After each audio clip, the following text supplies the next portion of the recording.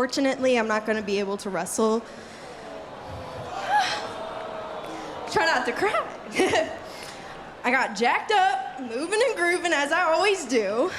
I just feel awful. I feel like I let my teammates down. Oh, boo-hoo! Let me play a sad song for you on the world's smallest violin. You know, and we all have our 15 minutes of fame, and I'd like to take a couple of my 15 minutes to talk about the rights and the wrongs in the world of professional wrestling. And it is for the WWE Championship. This match is for the ECW World Heavyweight Championship. For the World Heavyweight Championship. The match and new NWA Heavyweight Champion of the world. We appreciate you guys coming out and taking your time to support women's wrestling in America. This match is for the AWA World Heavyweight Wrestling Championship. Does that mean? I mean, you know, the opening statement there. It's not wrong, or at least not for me. But what does it mean? I guess we got plenty of time to talk about that. Hello, ladies and gentlemen. This is your host, Mr. Green, and you are listening to the Rights and Wrongs, a pro wrestling podcast. And I know it's ahead of the review. And as I just said, we got plenty of time to talk about that with the segment that you just heard and the clip that got added into it. Yeah, there's quite a bit within this episode that was no. I was about to say entertaining. There was entertaining stuff in it, but that wasn't the word I was looking for. Unique. There was some things in there, maybe not unique for WoW, but unique. And I think, you know, it's very few times that I try to make the effort to visually illustrate what's going on with that. But I think this may be one of those episodes that my words alone may not do it justice. It may not do it complete justice just to be like, hey, you know, this thing happened, that thing happened, blah, blah, blah. So I will see. I'm not making any guarantees, you know, and if you're listening to this on MP3, if you're listening to the podcast version of it, wherever you happen to find greater podcast platforms anywhere or everywhere, then I will have to be as descriptive as I can. However, if you are on YouTube, I will endeavor to try to get something to illustrate it. Either way, you know, I will give you my all to try to make sure that the point is clear about what we're talking about. So it is going to be a interesting review, to say, you know, to say the least. It will be interesting to see where this went, because there were a couple of things that I was like, why did you do that? But like I said, that's neither here nor there. So what we should do is we should get the wrestling discussion, the questions, and, you know, things of that nature out of the way, because I had a couple of those that were presented to me in conversations and things like that. It is amazing that particularly on the job now is this has grown into, why did they do that, B? You know, so I get that question a lot. And sometimes we're like, bro, I don't know. I have no idea. And again, as we go forth, that'll become a little bit more clear. However, let's do the first segment of the show as we tend to. This is time for the news, views, and updates.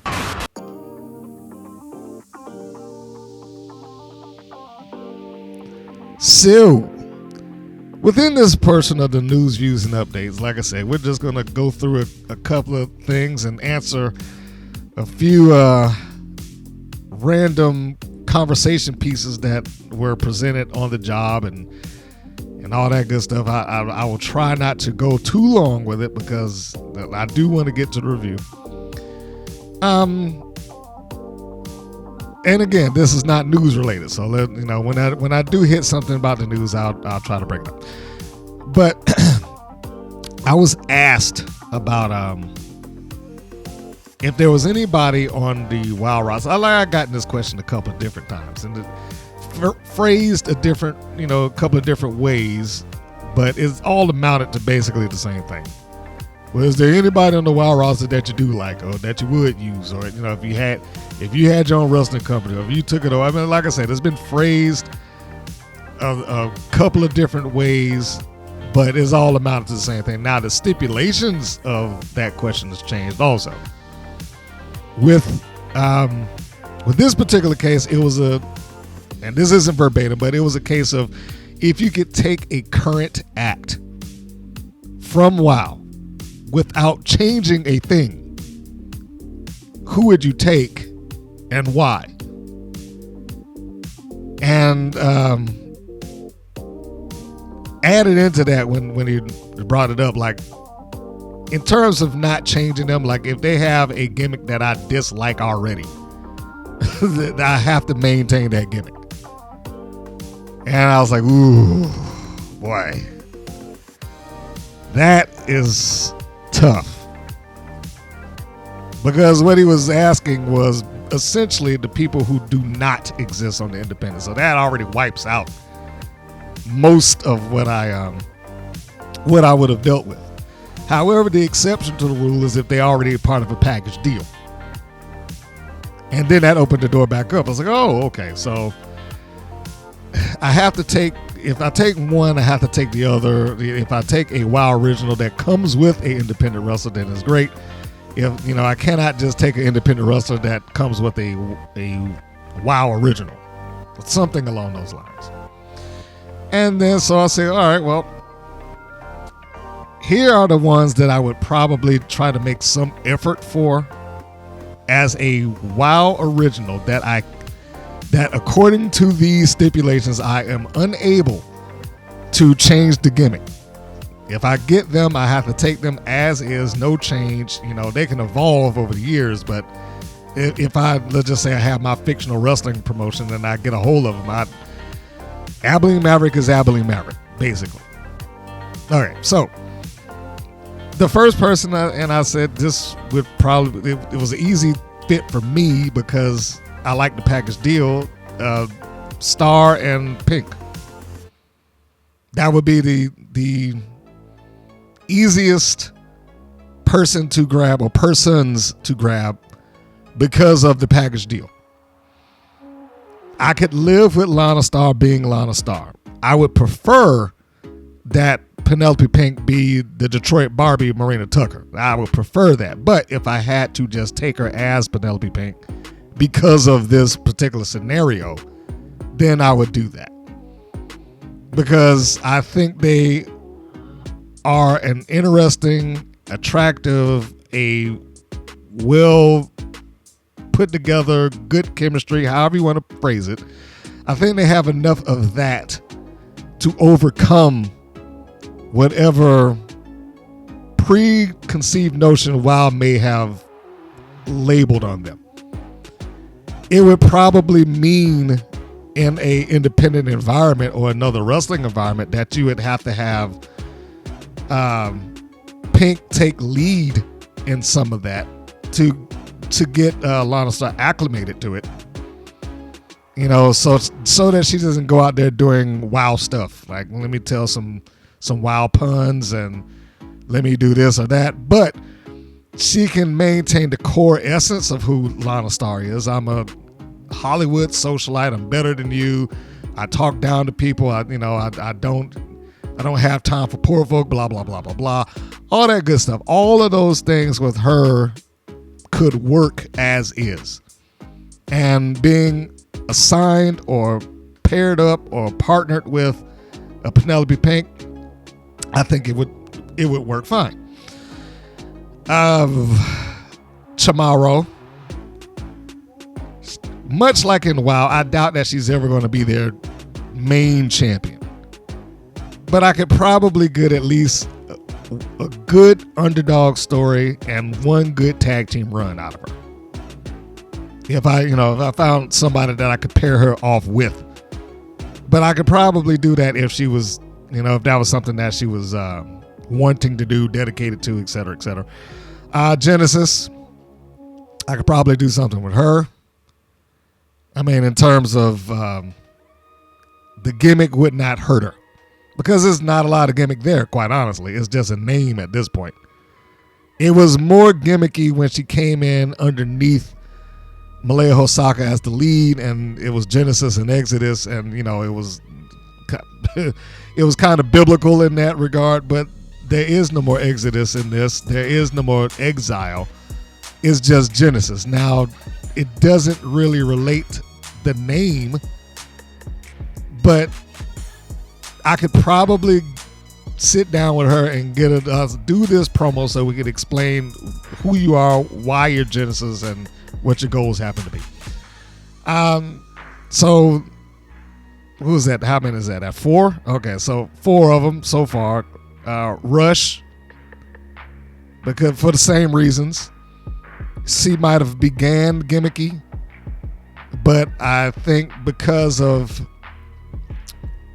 her background, the training in MMA that you could kind of lean into, get somebody, even if you got to get somebody like, look, here's some money, go sit down there, record, get your phone, record her doing, some MMA training. I think that you could get something out of her with that. I have long said that the Bully Buster promo is something that's not promo, but program, probably something that you can have on a silver platter. They just never did anything with it. And I don't know what reasons that may be or not, but it's just, as much as they reference bullying and WoW, like every other angle, so-and-so's bullied and this person got bullied and she hadn't done nothing or stepped up to it yet. It seems like a bit of a waste. I don't know if I would even want to keep her on the roster, calling her the Bully Buster, if she cannot break up these bullying efforts. Who else is on here that I put down as a name that I would take or use or whatever the case may be? I don't know Xena Phoenix's background because unfortunately I didn't bother to look. But at this point, other than her psychology, I could probably do something with her as well. I did not care for how the match started with her upcoming, but we'll get to that. She hasn't spoken a word. I don't know if she is a good promo or not. But if she has any sort of background, and from what I understood, I think that her background is in jiu-jitsu or something along those lines. If I were going to try and get some extra mileage out of her as a grappler, then it would be largely the same thing that I just said with Keita Rush. It would be, okay, I need you to get this camera and see her doing her jiu-jitsu somewhere. I need to have some people that she can beat, even if that means me getting in some rookie talent to put her over. I mean, it's not going to surprise me for somebody to say she doesn't have any wrestling background. Look, I don't doubt that at all. But at least she looks the part. And if she's focused enough, you could probably get something out of her. I mean, some of those people, I don't think they have any help. I don't think that they're going to go anywhere or do anything. And I don't think they have any desire to go anywhere or do anything. So, which is why I've overlooked and skipped certain people. Almost everybody else that I can think of already has a background in pro wrestling to some degree. I don't think Phoenix does. So yeah, if I am going by if I'm going by my friend's stipulations, and you know who you are, then yeah, I would probably take Phoenix, Charmorro, Pink, Star, Rush. I cannot think. Oh no, you know what? I forgot. I would probably, after last week, I think Roxy is teachable. And you could probably get something out of her just on look. And if you can get her to commit to it, you could quite possibly make yourself a star. Especially if you have some dragons for her to slay, more or less. You might be able to get something with. Chainsaw. I would keep her in a tag team, but Chainsaw. Because same rules apply. She doesn't have to be overly technical. Just because of her gimmick. You can get something out. You can get one good monster run out of her somewhere. Where she doesn't have to be polished. You can have her go and beat somebody for months and build her basically so somebody can take her down. I mean, that's probably going to be the best use of her, but you can get, let's say, 6 to 8 months of her going through people. And it can start off simple. It can start off as just a flat out squash. No offense on the other side. And then that can just go. And then, as she works herself up the ladder, you can get more people that can deliver some offense. But ultimately, she would go until you get to whoever your star happens to be and have them shut it down. Or survive it. Doesn't have to be a complete shutdown. Survive. And I would say survive if I anticipated a return match, if I anticipated moving her being Chainsaw to someone else, if I anticipated that I can get some more mileage out of her after this particular thing. But beyond that, yeah, I think that's probably that's probably the ones that I would use. Those are the ones that I can think of when I was asked. And of course, because he wanted to be a smart ass to me, and he knew how I was gonna respond. He was like, "Well, what about little J Boogie?" I was like, "Man, get out of here, J Boogie. No, I'm not gonna do that."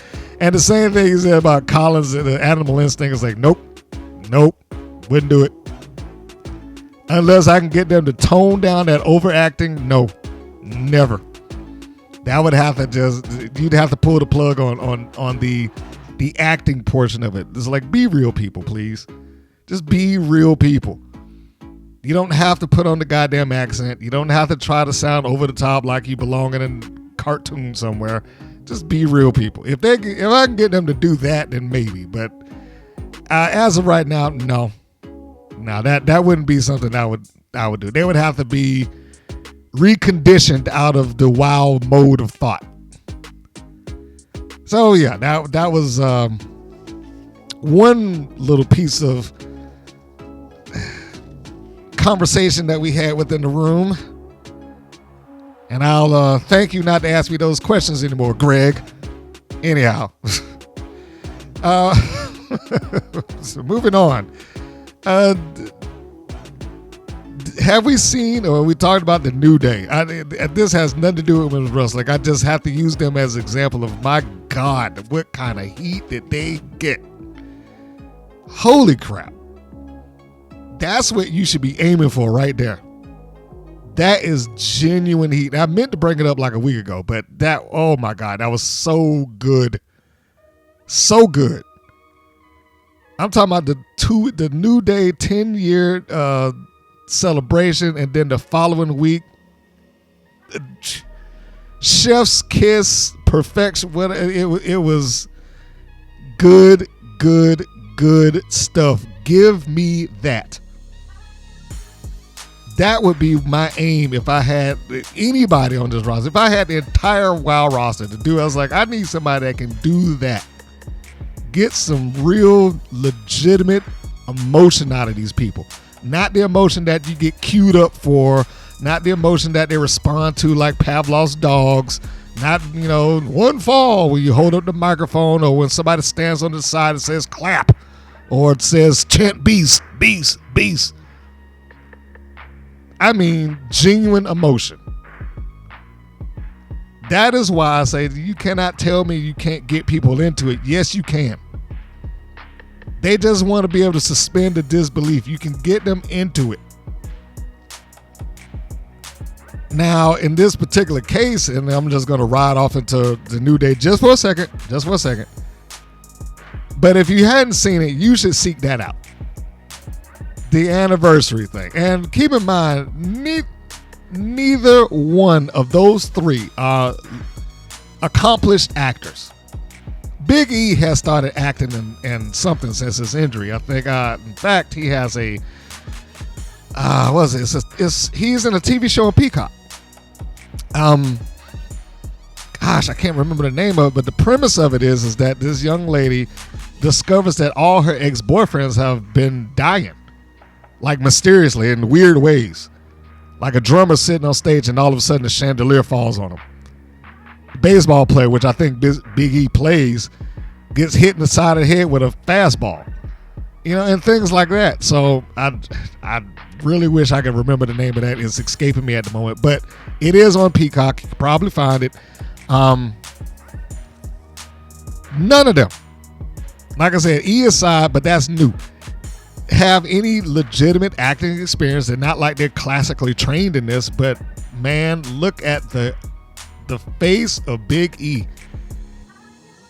Just to set it up, you got, and again, I'll try to go through it quick.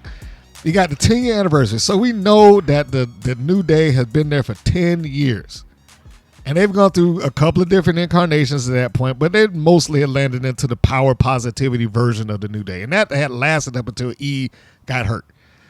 And then the last couple of months, we saw the breakdown of the group as Xavier seems to be more annoyed and more, you know, why are you doing this? And I don't understand why you booing me and, you know, stuff like that. And then he and Kingston get into it backstage in one episode. Then he come to this celebration. And just before it sounds like they're about to announce that, hey, look, we had a good 10 years and, you know, we have an announcement about the New Day. Then E's music plays and they come out there, or he comes out there. And basically it's like, I've been watching, I've been seeing this, and this has been, you know, not verbatim here, but it's been heartbreaking, and, you know, I don't want to see this happen, and I want to, you know, help where I can, mend this, and, you know, I'm now offering up my services as your manager. I will be in your corner, and the crowd's happy. And then Xavier Woods pulls the rug out from that. Now, you want to talk to us now? After you've seen us going at each other for, you know, weeks, whatever it is. And like a good heel, they turned it around on him, because the real surprise is it wasn't just Xavier. Kofi joined in it too, who was largely looked at as like he must be the babyface in this equation. Nope. He went and turned too. And the crowd is heartbroken. The cameras on his face is explaining it all, and it turns just ever so slightly. You didn't even want to do the surgery, and now he's going from trying to help them to defending himself, defending the fact that he has a broken neck. How heelish is that?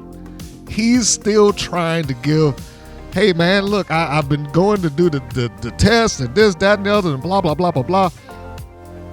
And Xavier looks out like, you know, let's not fool these people anymore. You are never returning to the ring. So why don't you, you know, and then they put him in a position where he, according to them, picked his new life and, you know, his girlfriend and his desk job over them. In their heel minds, you put us to the side for whatever it is that you're doing now. So screw you. And then he gives him the line. Go back to your desk job and we'll call you when we need you. The best part about this is that last ditch effort from E. He goes towards the ropes. He turns, no, I'm not going to let it end like this. No. Puts his arms out, outstretched. Come on, man, bring it, please. Neither one of them do it. It's going to be like that. And man, that crowd just, they were so hurt. I was watching this. I was mesmerized how good they were. And I never gave the New Day credit. I never gave the New Day credit. I mean, I liked them. I liked them as an act. But when people are like, well, the greatest tag team, I was like, yeah, are they? But man, after that one, I was like, Hall of Fame. They was going in the Hall of Fame beforehand, but the Hall of Fame. They sent him out of there with the saddest look on his face. And then the next week, oh my gosh, the icing on the cake. Could not say a word. Get out there, try to do the promo, and that crowd is booing the shit out of the New Day.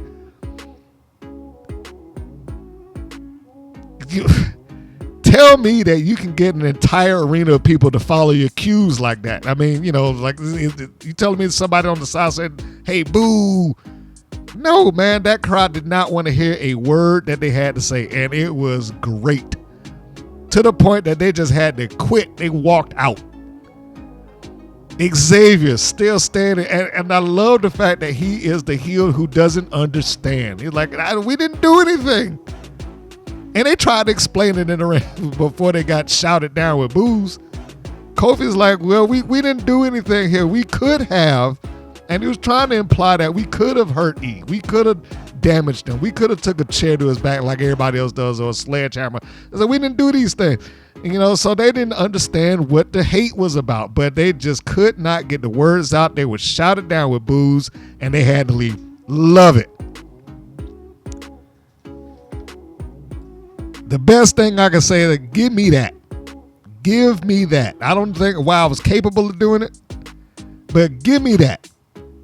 Find somebody there who is good enough to drive someone's emotion to the point that they're willing to do that. If you can't, not just pretend to be the bad guy, I mean, be the bad guy. Don't just be a cartoon version of a bad guy. Be a bad guy. That drives interest. That's the only reason I brought that up. I mean, I loved it, but the reason I brought it up because it drives interest. It will make people want to see. It will get people interested in it. If you got somebody there that is a good enough, either heel in the case of the New Day, where they can get people so upset with them that the audience doesn't want to hear it. And at this point, they are just going to be salivating for the day that somebody either shuts them up or Big E's able to get some revenge. Now, I don't know if E's ever able to do that. That may never happen. But there is a team somewhere in there that they can position as the team to shut them up or cut them down or chop the legs out from underneath, whatever. Or a baby face that can make you want to walk with them to the ends of the earth, just on their personality, just on their charisma, just on whatever task that is, the mountain they got to climb, the task they got to overcome.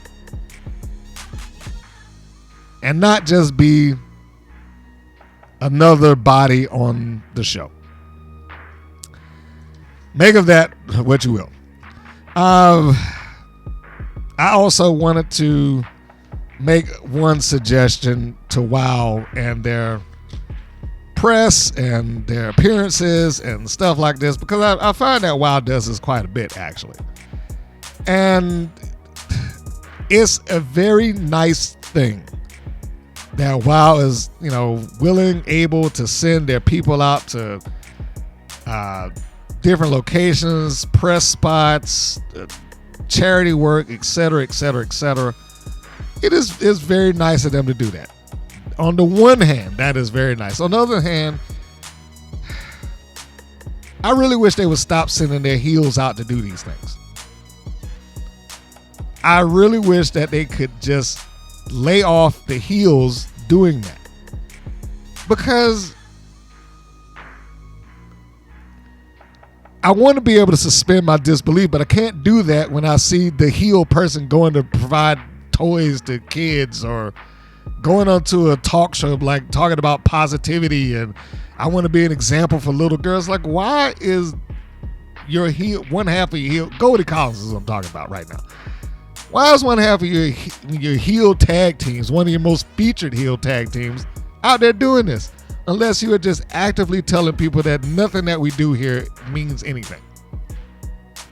Outside of the TV show, I'm really a nice guy. Or really a nice girl in this case.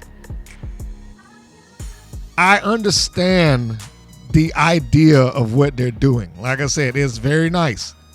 It's very sweet that they would do these things. But again, you're on TV, you're talking to people, you air every week, and you're asking people just to turn that off when you show up someplace and then you're completely out of character. To just, to do whatever it is you're doing. However nice it may be, you have a bunch of baby faces there. You should be sending your baby faces out to do these things.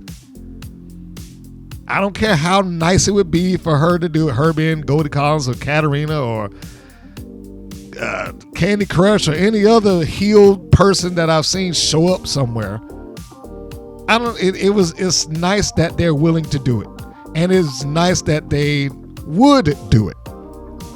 But you have enough baby faces on your roster that you can get somebody else to do that so that we don't break the curtain of imagination that the show is supposed to provide, because wrestling is not like your average TV show. That's the thing that kind of gets lost in the shuffle. It's this idea that, well, I'm just here, I'm playing a part on TV. And whereas that may be true, wrestling does not have the benefit of doing what other television shows do. They don't have the benefit of people looking at them as actors opposed to the wrestlers that they are supposed to be portraying on television. They're not looking at this like Alex Cross or Tracker or Manhunt or Star Wars Skeleton Crew or any of these shows, streaming, broadcast, cable or otherwise. They're not looking at WoW in that way, because wrestling does not present itself in that way. It is a mixture of and a hybrid of a lot of different things. One of which is providing the illusion that this is legitimate and getting people to believe that for the hour or 2 hours or 3 hours in the case of Raw of that time. If you had Solo leave there after cussing the audience out and then go, on TV signing autographs and kissing kids, that kind of diminishes that. Now, I'm not saying that he hasn't done it from time to time, because I know Jacob Fatu did something nice for somebody at some point while he was there, but they don't overdo that. WoW does that all the time. I would really lean into the suggestion of, can we just get the baby faces to do this? If you're a heel and you're on the roster and you're here long enough, you will get your time, you will get your turn to go and do these things. But as far as doing, the whole shtick of, I want to be an inspiration for little girls out there to be able to do this, that, and the other, send your baby faces for that. You have enough. There's enough people there now as a babyface that can make that happen.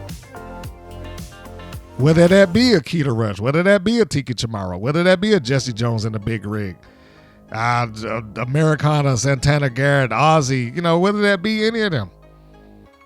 They should be out there doing that because they're good on TV and they can be good there and they wouldn't violate anything. Whereas with Goldie Collins, she has to actively step out of who she is on the WoW program to try and be a nice person for an hour or two live or whatever the case. That's just me. Now, you may feel some other way, like, oh, nobody cares. But that's just me. I think if you're going to do that, you need to go all in. It's wrestling. Be the person that you're supposed to be.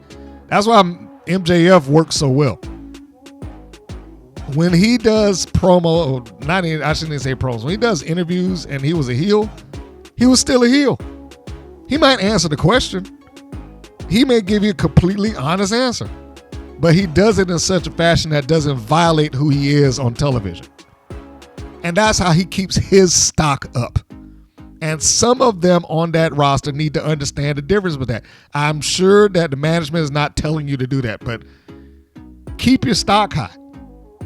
Be the person that you purported to be. There is a documentary that took place, this is during the height of the Monday Night Wars. And I can't remember the name of the documentary because I didn't think that I was going to use it until this very moment. But there was a guy in that was being interviewed, and he was asked about why is it that wrestling is as popular as it is. One of his answers, he had a long one, but the thing that stuck out to me was this. It's like, if you go to see Tom Cruise at a live event, let's say, and you get the opportunity to meet Tom Cruise, you are shaking hands with Tom Cruise. You're not shaking hands with Ethan Hunt from Mission Impossible. Right? The person and the character are two different things.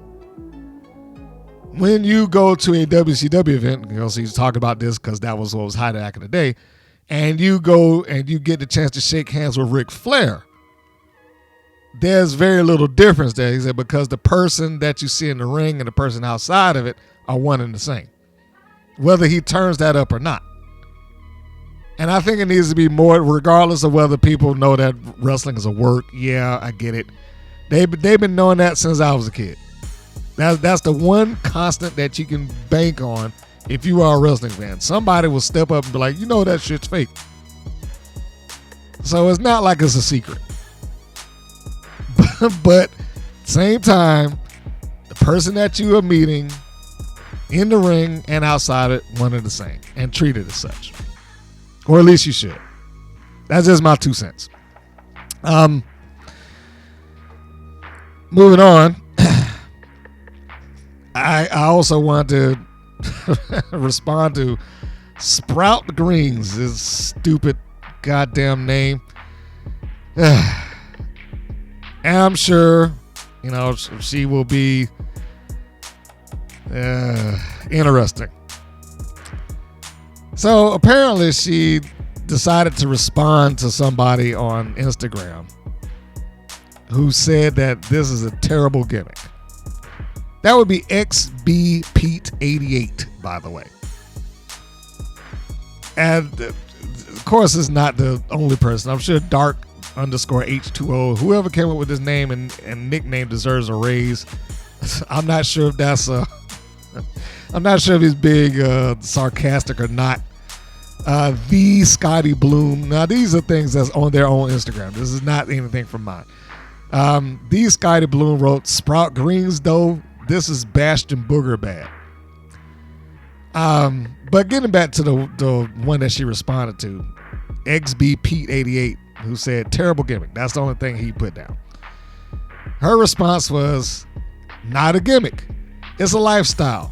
Been vegan since I was a kid. Been an animal advocate always. Been athletic forever. WoW came along and put it all together so that I can rep the plant-based community. And that's a very nice response. However, I am going to disagree and say, look, no one's doubting that she is vegan. No one's doubting that she's an animal advocate. No one's doubting that she's athletic. All of those things can be true, but Sprout Greens is a gimmick. And I'm sorry to say that, because unless your name is actually Sprout Greens, then that is full-on gimmick. Unless you had a robe that you was walking around with lettuce leaves and peppers and whatever the heck else they had on that thing, that is a gimmick. That is full-on gimmick. You've incorporated yourself within that gimmick, but this is a gimmick. And I agree with XBP, is a terrible gimmick. Now, you might be able to get this terrible gimmick over, but it is a terrible gimmick. It is a terrible, terrible gimmick. And my opinion about that hasn't changed. This isn't anything new. I said it the moment that I read that stupid goddamn name. I felt like that from the start. But I am willing to be proven wrong. If she and Scout can somehow get this over, then great. But I'm almost positive, without having to look at it or watch it or whatever the case, I'm almost positive that they won't even explain how they got together. If anything, it'll be David McClain saying something other. Let me take a guess at what he'll say. Scout Parker was walking around and found sprout greens in the forest somewhere and decided that they should be a tag team, and they just came in the WoW, and here they are. Because I doubt that any one of them will say anything about it. Anyhow, I'm getting off topic here. Another thing that I've been trying to do, as it related to WoW, their ratings have become such a secret now. And it's almost like, I don't know if WoW specifically said, hey, don't release our ratings to the public anymore. But I'm starting to believe that that's largely what happened.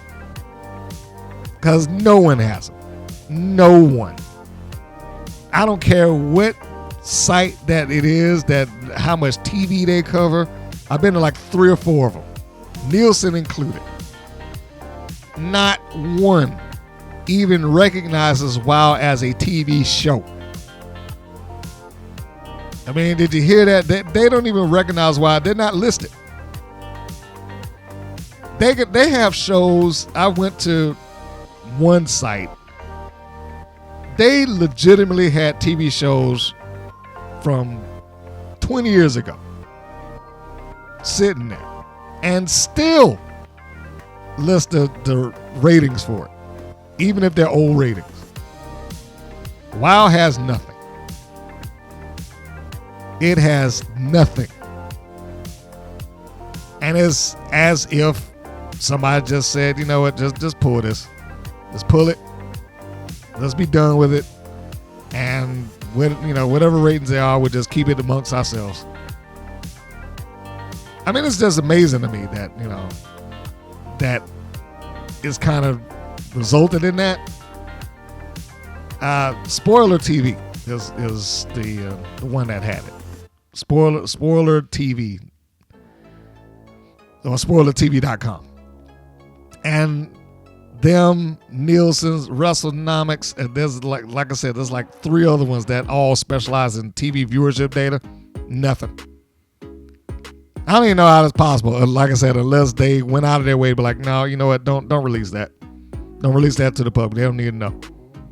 And that may be it. That may be that they don't want people to know. It's quite possible. And lastly, did I go into anything outside of the WoW sphere? I don't think so. The trailer for Queen of the Ring has released. For those of you who are interested in that particular movie, the movie is based off of the book of the same name.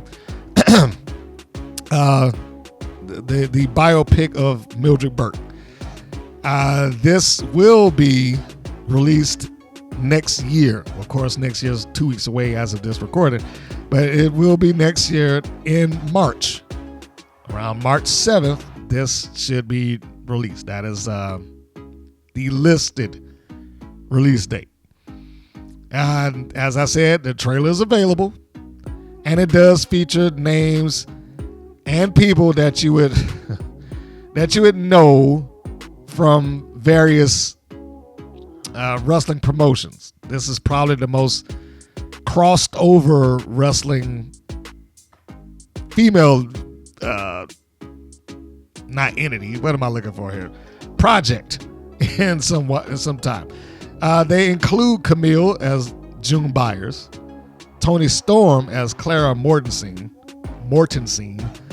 Naomi as Ethel Johnson, Britt Baker as Debbie Nichols, and Mickie James as the Fabulous Moolah. So how about that? It will be interesting how they decide to carry on a portrayal of these individuals. The one thing that I'd be interested in seeing is Mickie James as Fabulous Moolah, because she may be the only person that is on this list who actually has some level of interaction with the talent that they're portraying. Because I do believe she had crossed paths with Moolah before Moolah passed. So there's that. But here's a listing of it from IMDb. The biopic of Mildred Burke, the first ever $1 million female athlete and champion pro wrestler who pioneered the sport in a time when an all-girl wrestling was banned in most of America. Despite her success throughout the 40s and 50s, Burke's journey is marked by personal struggles, including raising her son on the road, the tragic death of her wrestling protege in the ring, and the tumultuous relationship with her manager and ex-husband, Billy Wolf. So, Billy Wolf being played by Josh Lucas, by the way. So, yeah, there's some interest there about what's going on. Well, at least interest for me. And I'm sure that there's other people out there that would just watch it just because they want to see how this is going to go across. I do not expect it to be some sort of major blockbuster film. I do not expect that. I expect it to be good. I expect it to be much like what we saw with the Iron Claw, where it's maybe a couple of artistic licenses moments or something along those lines, but I do expect it to be good, and with them having actual workers on set to help move this along, I'm expecting an entertaining thing to watch. It might be tragic, might be sad at times, but it may be entertaining to watch if nothing else. So there we have it. If I can remember to do it, I will put the trailer somewhere or either the trailer or a link to, so that you will be able to see it without going through too much hassle. Hopefully I can remember that, making a little mental note to myself. But there we go. That is all the stuff that I wanted to cover in the news, views, and updates portion. So now it is time, like I normally do, to have my break. And when we come back, it will be time for the full WoW review.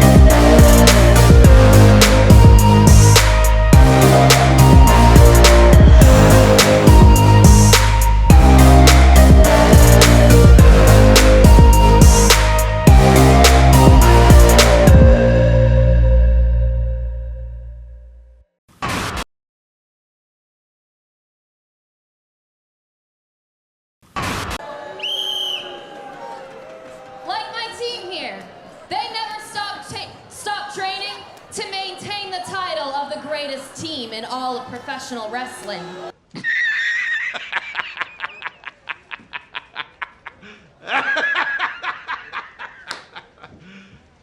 serious? And we're back. You know, last episode, I was provided an additional set of notes from persons that we refer to affectionately as Miss New Hire. And Miss New Hire decided that she wanted to write me some more notes. And I am going to specify to say this. She is new at watching wrestling, so she is not going to be looking at it in the same vein as what I do.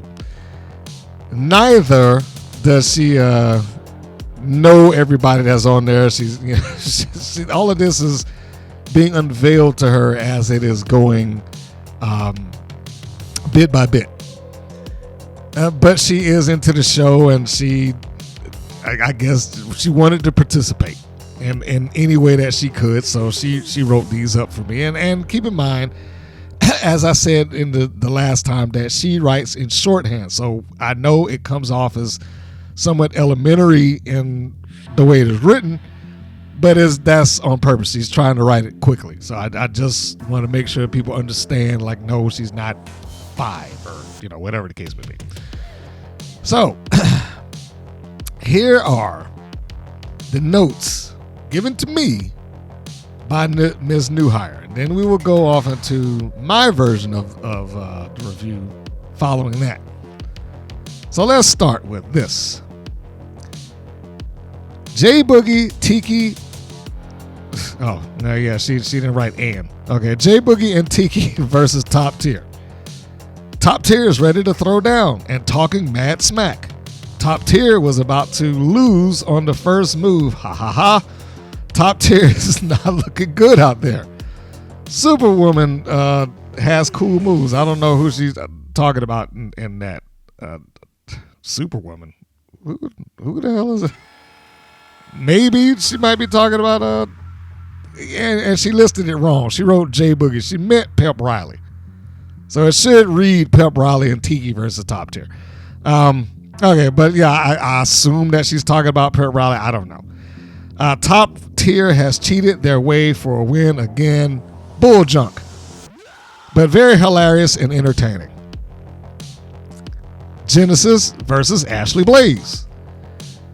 Genesis is beating Ashley up really bad, LOL. Genesis has her foot on Ashley's neck, literally. Ashley is fighting for her life. This fight is hilarious. Genesis has won the fight. Well deserved. Great fight. I was entertained. VVV. Vicious Veronica VaRoom. She didn't want to write all that. Versus Xena Phoenix. Triple V popped it off with a sneak attack. Xena Phoenix be whooping ass. It's hilarious to see the other fighters' reaction, and you can tell they are scared of Phoenix. I like the flying move Triple V does to Xena Phoenix. Came in and tore the house down. I would pay to watch her in real life. That might be the highest compliment that she can give him. I'm a little surprised. And lastly, she wrote Animal Instinct versus the Country Girls. And again, she does not know who any of these people are, despite the fact that she sees them week in and week out. For whatever reason, it just ain't stuck. As they first get in the ring, it was a hair-pulling match. The Country Girls have great moves together. Jessie Jones got beat up by the girl outside of the ring. The Country Girls get ambushed by Sweet Heat during the match, but they won against everyone. Great match. And, okay, that's kind of vague, but but look, these are the notes, okay? So, you know, and I promised that I would do that. A lot of this stuff to her is just funny. And I don't know if that is the reaction that WoW wants. Now, she's entertained. She makes that very clear. She made it very clear on paper, and she made it very clear to me personally. She's entertained by it. But it's funny. It's hilarious, the reaction that you're trying to garner from your viewership. And I'm not saying that she represents a whole, slew of people. I'm just saying this is how she views this program. It's entertaining to her. She's not following any story. She's, is no story to her that's worth her following in so many words. And there's times when I think that she cannot follow it because it's not clear. Like when it's something that is very clear to her on screen, this person's yelling at this person's a bad guy, et cetera, et cetera, et cetera. That's very easy to follow. But the nuances of what's going on there, she can't follow that because it's not being illustrated by them. And I can tell you right now, she doesn't always hear what David McLean is saying. Either that or Nigel for that matter. I should just say the commentating team. She doesn't always hear what they're saying. Whether that be because she's tuning them out or whether that be because she can't hear, which in the time that I've met her, I've not known her to have bad hearing. So I can only assume that she's tuning it out. So make of that what you will. But I wanted to add that because, hey, the fact that she enjoys watching it and is willing to give notes, I think is fantastic. And entertainment is subjective. And I will fully admit that. Because I have a problem with some of the things that go on in the wild does not mean that everybody will have a problem with stuff that goes on in the wild. I just point out the reasons as to why I have an issue with certain things there. This is what I think was wrong, and here's why. That's pretty much what I go with that. Now, that being said, we're going to go into the full review, my review, right now. So we're going to start off with the opening slate. This is the review of WoW episode 314. That is season 3, episode 14, the title Instinct for Victory. The air date December 14th, the chronological number 118. So they are moving along. And this is also, if I can insert certain audio and or video here to help illustrate the point, then this is where it's going to go. So this starts off with footage of overacting fans. I don't know why, but they got the cameras right on them and they're just screaming and hollering. I was like, man, they are really dialing it up.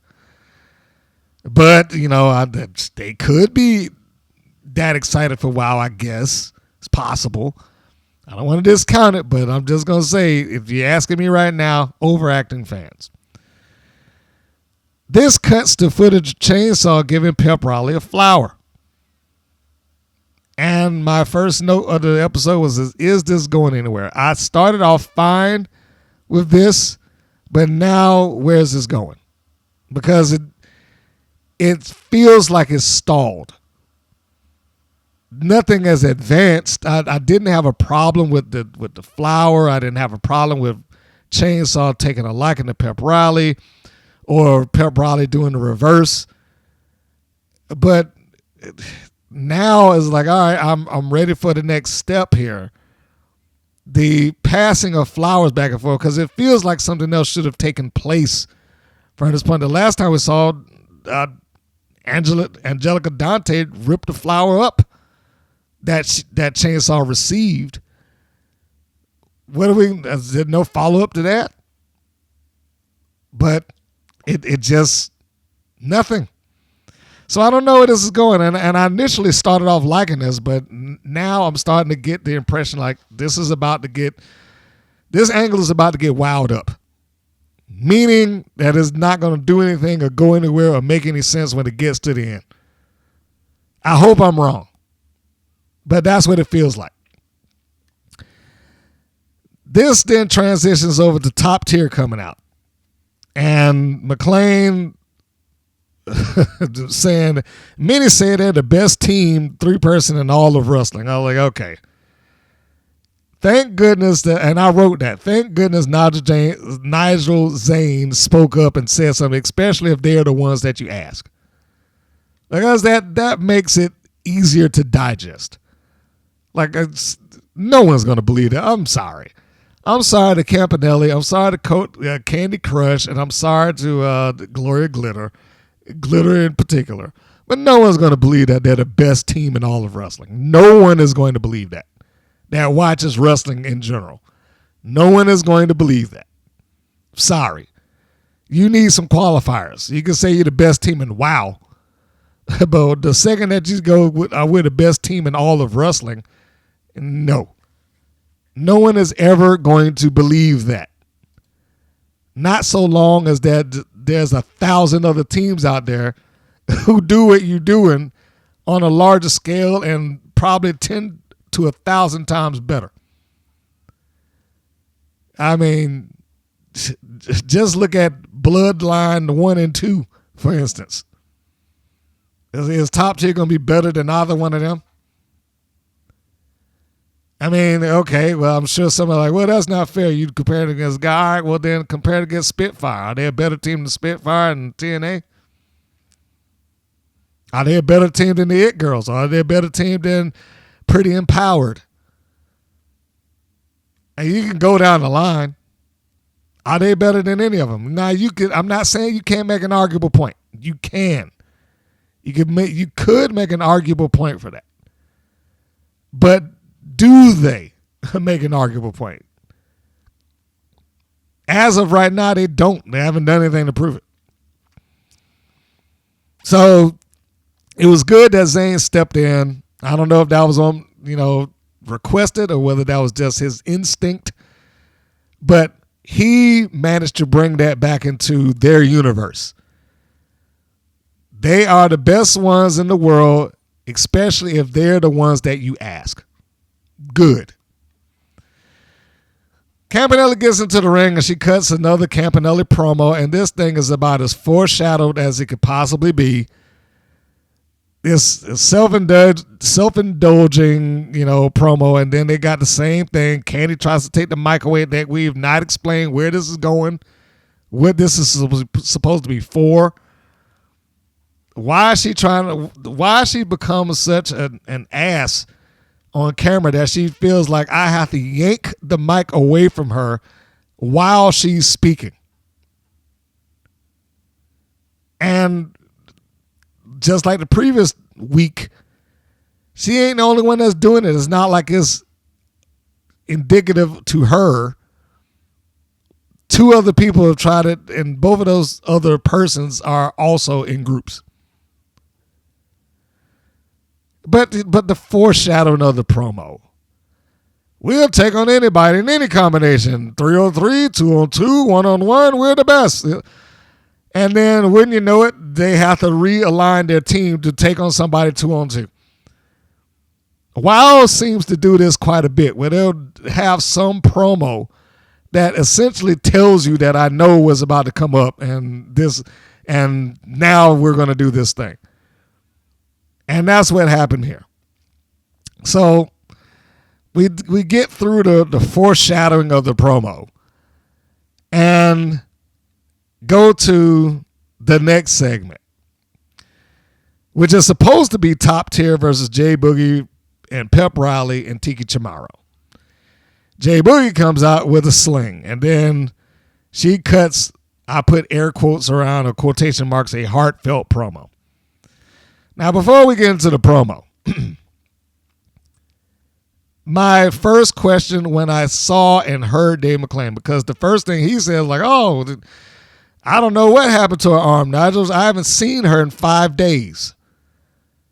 And I don't know, how does the matchmaker, David McClain, not know if his talent is injured or not? It is every reason. I feel like I'm in a loop with this because I say it so much. It's every reason I say that he does not need to either be the commentator / matchmaker, or, he doesn't need to be that. Doesn't need to do both jobs. He needs to either be the commentator and assign somebody to be the authority figure, or he needs to get off a commentator and be the authority figure and let somebody else do that job. He doesn't need to do both. Because in trying to explain it, it boggles the explanation. Him as a matchmaker, which we've clearly established on the show, You're not telling me that he made a match for somebody not knowing whether they could actively compete or not. J Boogie would be just as guilty because she showed up with a sling and didn't tell anybody, apparently. Got into her wrestling gear and everything and then put the sling on and decided to walk out the ringside. Why are you doing that? And I know the major portion of this was so that she could come out and give the promo and, you know, have this heartfelt moment. But here again, why would you feel any sort of heartbreak and sympathy and sad for her out of this promo? There's nothing here. Keep in mind, as she's doing this, now you heard a portion of that promo at the beginning, you know, which I had a little fun with, I admit. But you heard a portion of that promo in the beginning. This is after David asked, hey, you know what happened? I got to ask Little J Boogie, and that's another thing. I don't know why he feels he got to say the full name anytime he addresses her. And he doesn't say Lil, he just said little. J Boogie would be fine, or Boogie, but you don't have to go Lil J Boogie all the time. Anyhow, see, after he asked her that, then she explains it. You know, I hurt my arm while I was teaching some kids how to dance, and that's another thing. Wild seems to enjoy and or go out of their way to make sure that people know that, well, that injury didn't happen with us. That happened someplace else. Not in the Wild ring. So she gives the heartfelt promo, and like I said, why would you feel any sympathy for this? We hadn't seen J Boogie in weeks, months. You know the last time that J Boogie appeared on TV for a while? August 24th, 2024, to be exact. Episode 50. And she has this match assigned to her where she comes out and she cuts the promo and she's like, I feel like I let my teammates down. And she's like, I'm trying not to cry. This would make absolute sense to me if it were we fought so hard to get this shot at these titles or to get a shot at top tier in general, and now I let my team down. But in this instance, she's upset about, and I'm not saying don't be upset, but on the verge of tears, seriously, for a team that you've never teamed up with. We've never seen J Boogie team up with these people. Never mind the fact, like I said, the last time we saw her was in August. It's been 4 months ago. And we're supposed to feel sorry for her. Sorry about this. Like, oh, man, she's not going to be able to wrestle. Well, I haven't seen her wrestle in months already. Why do I care? And it's not like she was put out. She hurt herself by teaching some kids how to dance. And if there ever was a time that I wish that there was a heel commentator there, it was right then and right there. Because I'd have leaned into that for the next 7 minutes. As long as you sitting here in this commentating booth, you are about to get it. How'd you trip over your own 2 feet and break your arm? I mean, look, and I know certain dance moves are difficult to do, and you can get hurt. But that don't mean that your heel announcer, if they had one, couldn't have fun with it. So you have that. And you can't expect people to feel some sort of sympathy for that unless they're just going with the surface level of what they see on TV. Like, oh, she's hurt. I feel bad now because she looks like she feels bad. But I promise, if you gave that any second worth of thought, I was like, no, wait a minute. I haven't even seen her wrestle in 4 months now. And she's never been with this team. And there's nothing on the line, and there's no stipulation attached. Why are we sad again? This is just another match. That's all it is. It's just another match. It means nothing. And they only serving a purpose for, like every other team serves a purpose for top tier. You're just there to be a body for them to beat. That's where it starts and that's where it stops. So we have that. She does her promo. And those two things alone bother me. I was like, why is she even out there?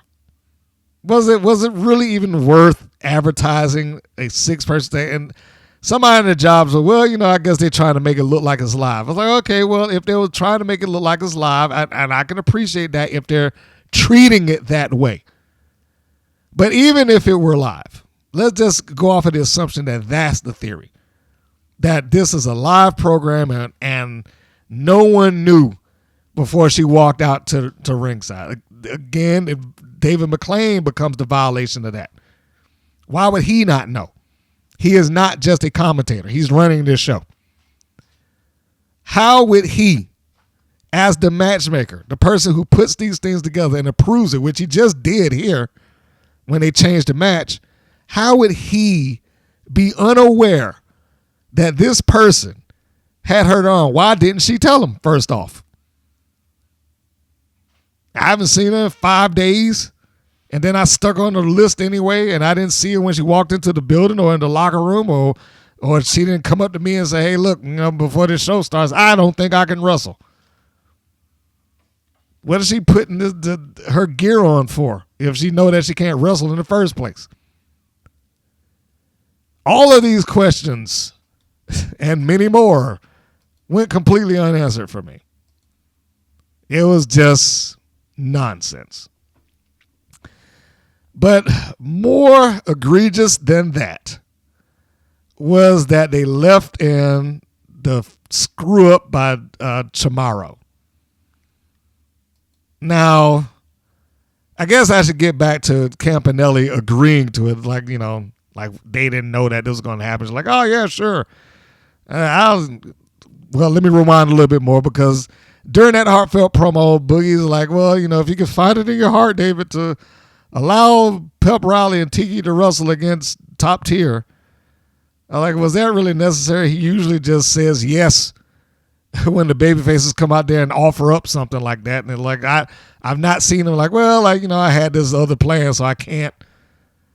They come out and like, yeah, why don't you just change the match? I'm pretty sure he would say yes. It didn't require all the tears and whatever. And Campanelli goes like, sure, whatever, and I'll even stand outside and manage. That's probably not her actual words, but you get what I'm saying. And then David's like, hey, Lil J Boogie, why don't you come over here and sit next to me? Didn't I just talk about that? It's like, I don't know what rule it is that if you come out there, somebody has to sit next to him. And in this particular case, I had a problem with it. Most times, I already have an issue with everybody having to sit next to him and engage in these conversations. But this time, I was like, why would she go sit next to him when you can see clearly that Coach Campanelli is going to be sitting out there at ringside for her team and very likely going to cheat or distract or something? You can't, you can't wrestle, but you can't sit down there and at least provide some moral support in your corner or whatever the case may be. You can't even do that. Why is David McClain calling over there to begin with? So I don't know. And I honestly, I didn't enjoy this match. Not because of the persons in it. It's just, it was too much stuff wrapped around it. And once the Charmorro spot happened, I just like, oh, okay, I'm done. But and not because of her. I wasn't done because of her. Because like I said, I did grow to like Tiki. But you couldn't fix that. And by they, I mean WOW and his edit team or what. You couldn't fix that. You couldn't fix this spot. The 619 where she clearly got caught. And hung up on the ropes to the point that she could not get a good spin in. And it's on the hard camera side. So it's not like it's, only the detailed or the expert eye could figure that out. No, you can see it plain as day. And it's not like they don't have some level of way to fix this. There's several things they could have did. The first thing could have been is like, hey, look, we're going to pull this match because I don't want you to look bad. They could have had him do it again. That might be a little time constrictive, but they could have had him do it again. They could have ran some B-roll over top of that and covered it up entirely. And the thing that got me about half of this is that they weren't even paying attention to the goddamn match. They cut over to McLean and Boogie, and they're just yucking it up. Nigel looks annoyed. Now, I don't know if he is annoyed, but he looks annoyed, like, oh, God. But you know what? If that was the face that he was making based off of that, then I wouldn't blame him. He looked completely annoyed in that particular instance. Like, ugh. I got to be associated with this crap. Anyhow. And bear in mind, after that, Coach Campanelli goes up and grabs the leg of Tiki Charmorro. And, of course, J Boogie's not paying attention to it or doing anything about it because she's over there in the middle of her conversation. So, yeah. It was just that. All of that should have just been cut out of the show entirely. And then, you know, one of my coworkers basically said if they were going to just cut the camera to the commentator table, why didn't they just do that ahead of the move? And I was like, I don't know, bro. I do not know. Because he already understands and knows that, like, it ain't live. He knows it's edited. I was like, well, yeah, you're right. They could have just cut to that shot ahead of time if they had these isolated shots. And even if they didn't, get some crowd shots covered up. They did not do Tiki any favors with that. And I understand, we're going back to the theory of, well, we wanted to look like it's live and this is happening and things do happen. Yes, they do. People mess up. That's why I'm not mad at Tiki. She's already wearing the knee brace. It's probably difficult to get around the ropes to begin with. But you're not live. Regardless of how it might be attempted to be portrayed, you're not live. This is all edited. This is all in the can. This could have been avoided. Because even if you wanted to try to give it some level of legitimacy or make it look real or live as we stated earlier, you still are trying to paint the best picture for your talent as you possibly can. And I feel like I say it every episode. When somebody does something egregiously wrong on WOW's TV, it is not painted towards that person. It's painted towards everybody. And it becomes everyone here sucks and they don't know what they're doing. Because I can promise you, following that moment, and I've said before, my coworker who we've referred to as Maestro because he's the lead of that. He's not the only one, but he's the lead of that. Once something like that happens, he already has a negative view on WOW as it is. But once that thing happens, everything is a problem. Everything they did was wrong from that point out. And that's not an exaggeration. Everything that they did from that point out was absolutely wrong. Oh man, did you see how she did that? She messed it up. And it becomes hard to defend. It becomes difficult to defend once you've had the big screw up that happened right there on the TV to tell somebody who doesn't watch, well, he watches every week, but who doesn't understand it but is looking for a problem, that every little thing that you see that doesn't look like it was super duper crisp is not a problem. But that's how he took it. Everything that happened past that point that wasn't super duper crisp was they screwed up. Oh, they messed up. That wasn't supposed to be that way.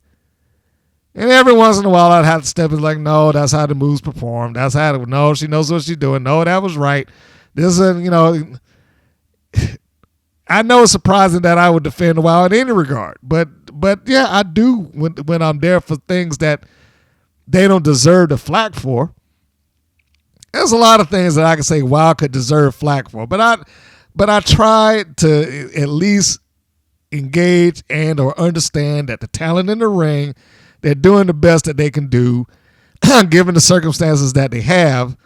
And a lot of them are very good at what they do, but they're either told to dial it down, or some of them aren't experienced enough to be able to keep it up, or, whatever the case may be. And this is one of those cases where it just felt like this was a very fixable problem. And they just didn't do it. So anyhow, the heat is on Tiki following that. I mean, that's the most important part. They put the heat on Tiki for a little while until she's able to escape away from Gloria Glitter's clutches, who literally had her in a camel clutch. And she tags off to Pep Reilly. Now, remember, J Boogie is sitting at the commentating booth, and she's just, talking with David. Pep Reilly comes in, and she is the cleanup, although I probably would have preferred this the other way around. But considering how it ended, it didn't make a difference who was the cleanup in this particular instance. Reilly seemed like she did well, but Reilly is so tiny. She is so tiny. And I don't even know why she's keeping the cheerleader gimmick going. There is no team spirit. Why are we still in this? And so she goes up with Candy Crush for a little while. They have an exchange. Riley's able to get free on occasion. She was able to do some fast outmaneuvering and whatnot, which is what she should be doing. She, given her size. But Crush at some point hoists her up as Riley was trying to escape being on well, she wasn't really on the top rope so much as in between them. Escape whatever it is that Crush was about to do. And here's where I started, I had a problem with the finish too. That's why I said I just did not like this match. So Riley is able to stop or prevent whatever it is that Crush was about to do, which I can only assume was going to be her heavy bag or lights out. That the name seems to change, and she's got like 5 or 6 different finishers. But she gets out of that and she rolls it into a pinfall. Glitter comes in and stops the pin, and then like an idiot, Pep Reilly gets up like, "What are you doing? Like, what do you think she's doing? She's in the opposite team. She's stopping you from winning." I mean, if she took a shot at Glitter, then maybe. But she gets up asking questions that anybody would know she's trying to stop you. So what are we getting up asking this question for? And then, Campanelli walks around. You can see her go to the top end of the screen at some point. And then she gets Tiki Charmorro's attention, so Tiki's easily distracted. She gets down off the apron, not paying any attention to what's going to her partner in the ring. Crush comes behind Pep Reilly as she's going, "What are you doing?" And then hits her with her version of the angle slam, which is the lights out. I guess finishing move number 6.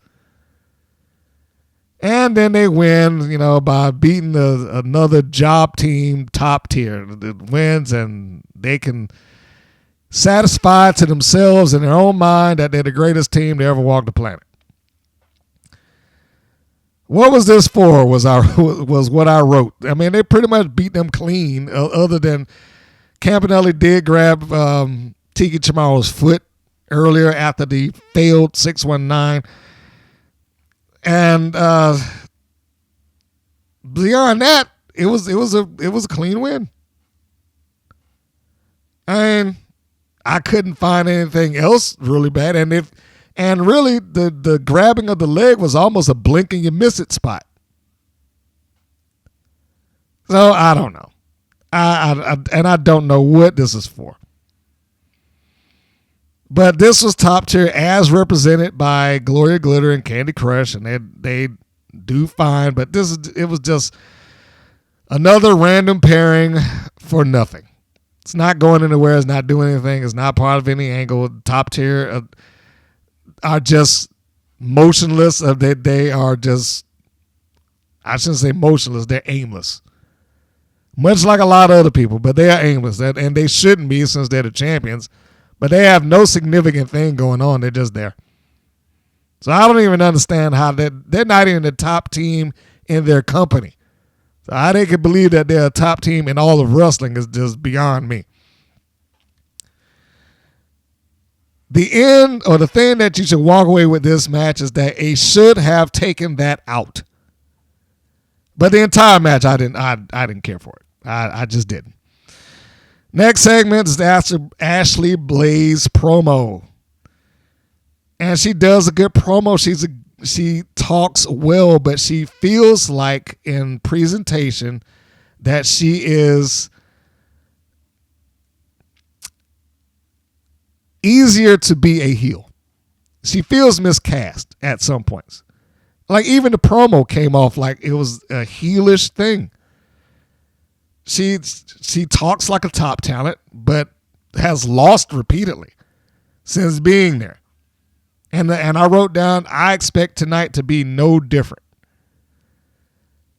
But at the end of the promo, just before she finishes it up, she says something to the effect of, I'm here to go to the top and get gold, and if anybody's in my way, too bad. Now, that's not verbatim, but it comes across with a little bit of a heel twist.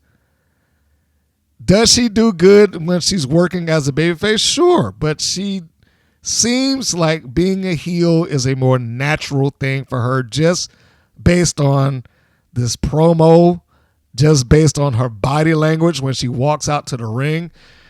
She looks like she walks with an air of, I'm better than you, out to the ring.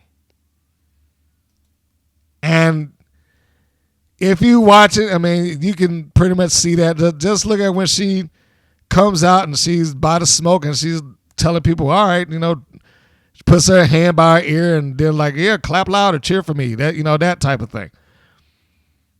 She easily comes off like she's an arrogant, self-absorbed, or at least she could come across like an arrogant, self-absorbed heel.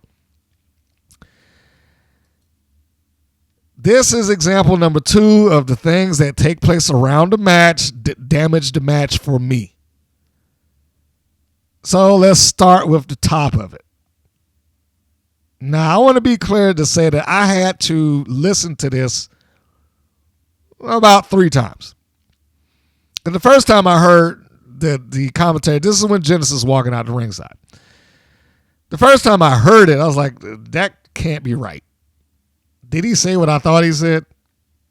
And so I caught the next broadcast.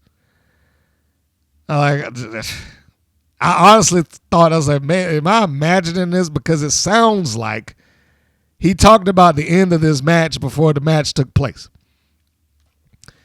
And so I made a note to myself, look this up on YouTube when I get the chance to look it up on YouTube. So I waited until the weekend was over, and then I looked at it at home where I didn't have to hear a bunch of noise in the room and other programs and stuff like that and people talking to me and this, that, and the other. So, all right, I'm gonna do this at home where I can hear it completely without having to worry about, if anything's going to distract me from hearing it or not. And no, everything I heard was correct. Nigel Zane has commentary in there that basically says that she won and how she being Genesis, she won and how she won before the match was finished.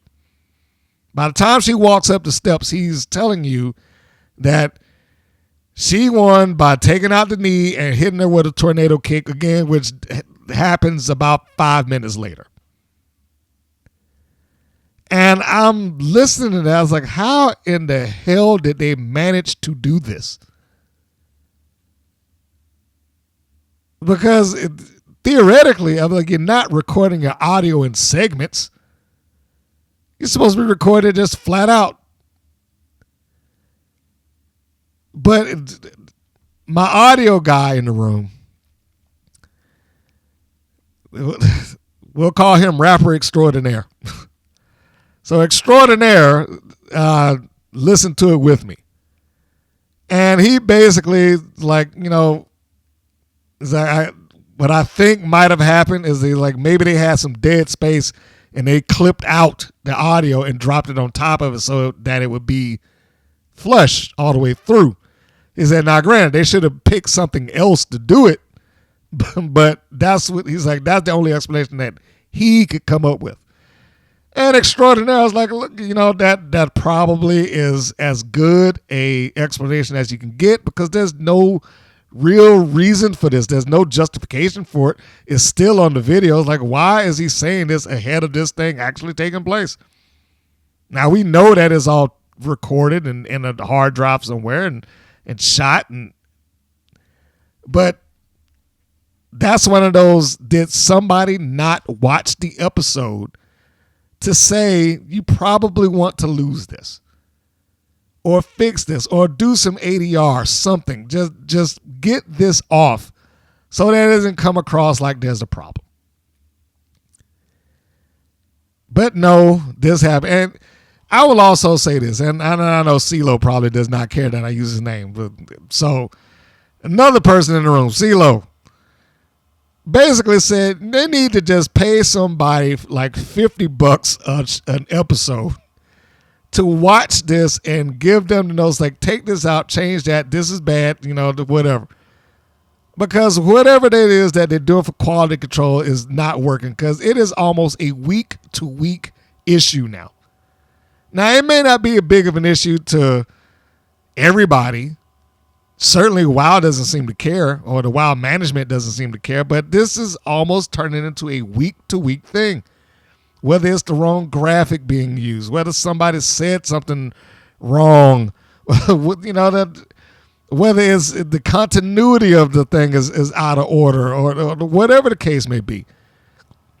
It is turning into a week-to-week, however big or small, inclusion of error after error after error after error. When all it would theoretically should take is somebody watching the episode from start to finish and paying attention to it and say, hey, did you mean to leave this in here like this? Did you try to have the audio from, you know, the end of the match be slotted at the beginning or whatever the case may be? That's all it would have taken. But that didn't happen, so you got what you got. And let me see if I can put this in here so you can understand exactly what it is that I'm trying to say about it. So this is the portion where I'm going to put that in so you can hear exactly what I mean. And if you're on YouTube, you may, and I say you may, be able to see exactly what I'm talking about. What a great video package on Ashley Blaze as Genesis coming to the ring with a game plan tonight. Taking out the knee of Ashley Blaze and nailing that tornado kick for the victory. Okay. So, I mean, I would imagine at this point you have gotten exactly what I was talking about there. And it's just a little slight of audio editing, which small, but it still should not be happening. Like I said, particularly with a show that's months in the can, that should not be happening. The match itself is fine. And actually, I think Genesis has improved. She's looked like she's gotten a little bit more deliberate in her efforts in the ring. And I would say, if you really want to enjoy the match, turn the commentary off. There seemed to be a point in this match where, and I've really, this one I'm really asking somebody to, you know, give me your comment on it. It felt like to me that David McClain was going out of his way to let you know that her knee was fine, despite the fact that her knee was being targeted throughout the match. And that was seemingly the story of the match. It seemed like, okay, I got this girl here that's coming in with a knee brace on. In fact, Genesis brings it up after the fact of the match, the promo. And that became the target. She started off, she being Ashley Blaze, started off good. She started off quick, and she started off being in control for like the first minute. But then once Genesis began to target the knee, then it turned into, okay, this is the story. Can Blaze overcome the assault on what is perceived as a weak point of her body? But at the same time, you got McLean basically saying, well, she doesn't really need the brace. She's only wearing it for mental support. And there's, whatever the case would be. I was like, God. Yes, there is such a thing as that.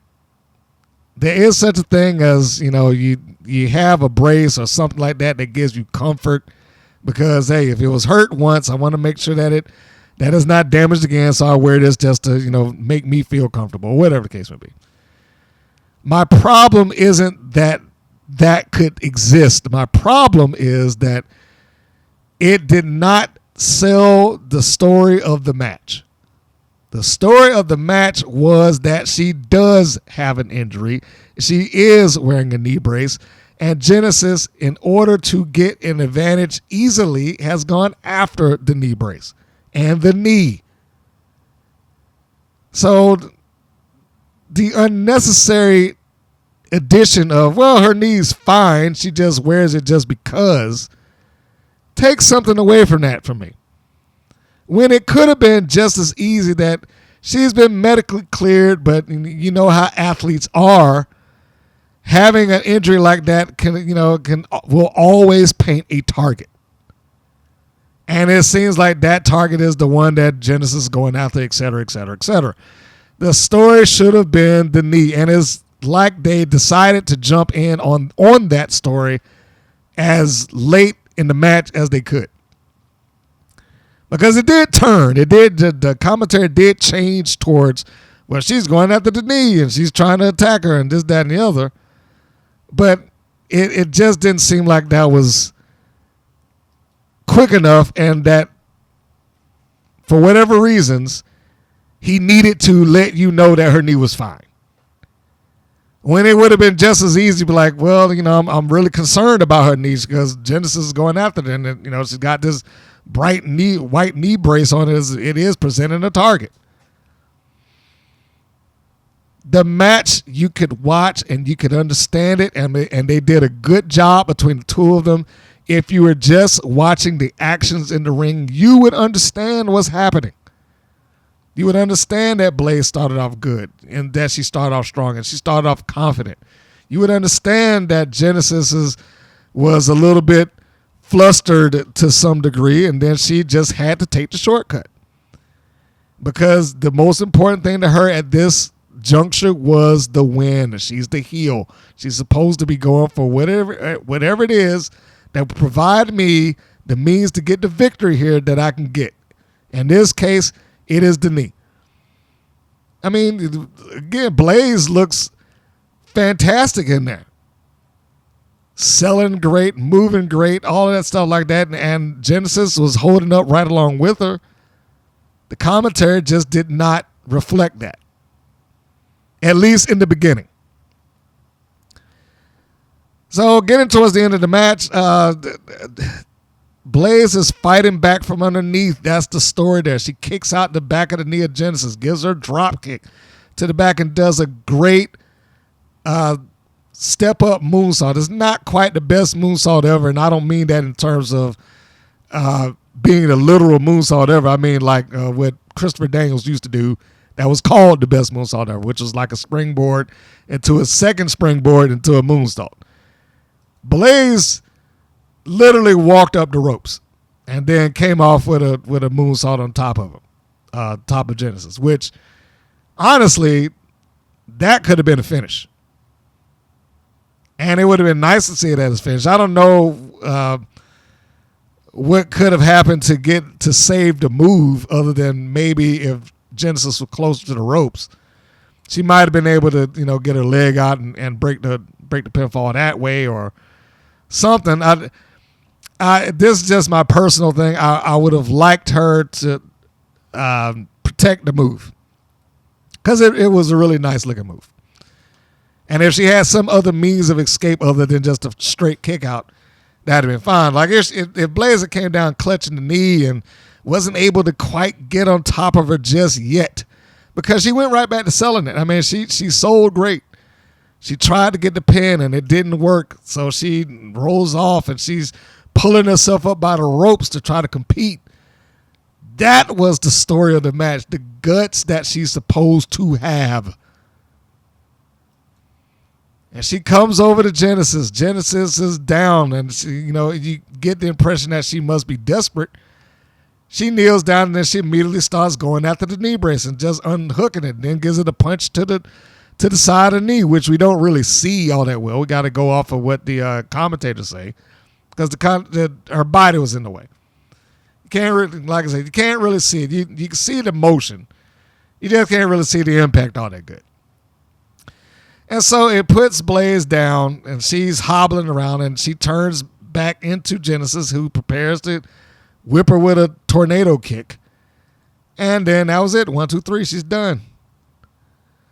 And she moves on as she qualifies for the Battle Royal. Genesis then cuts a promo after the match, which was a good promo. She feels like she's getting better with that.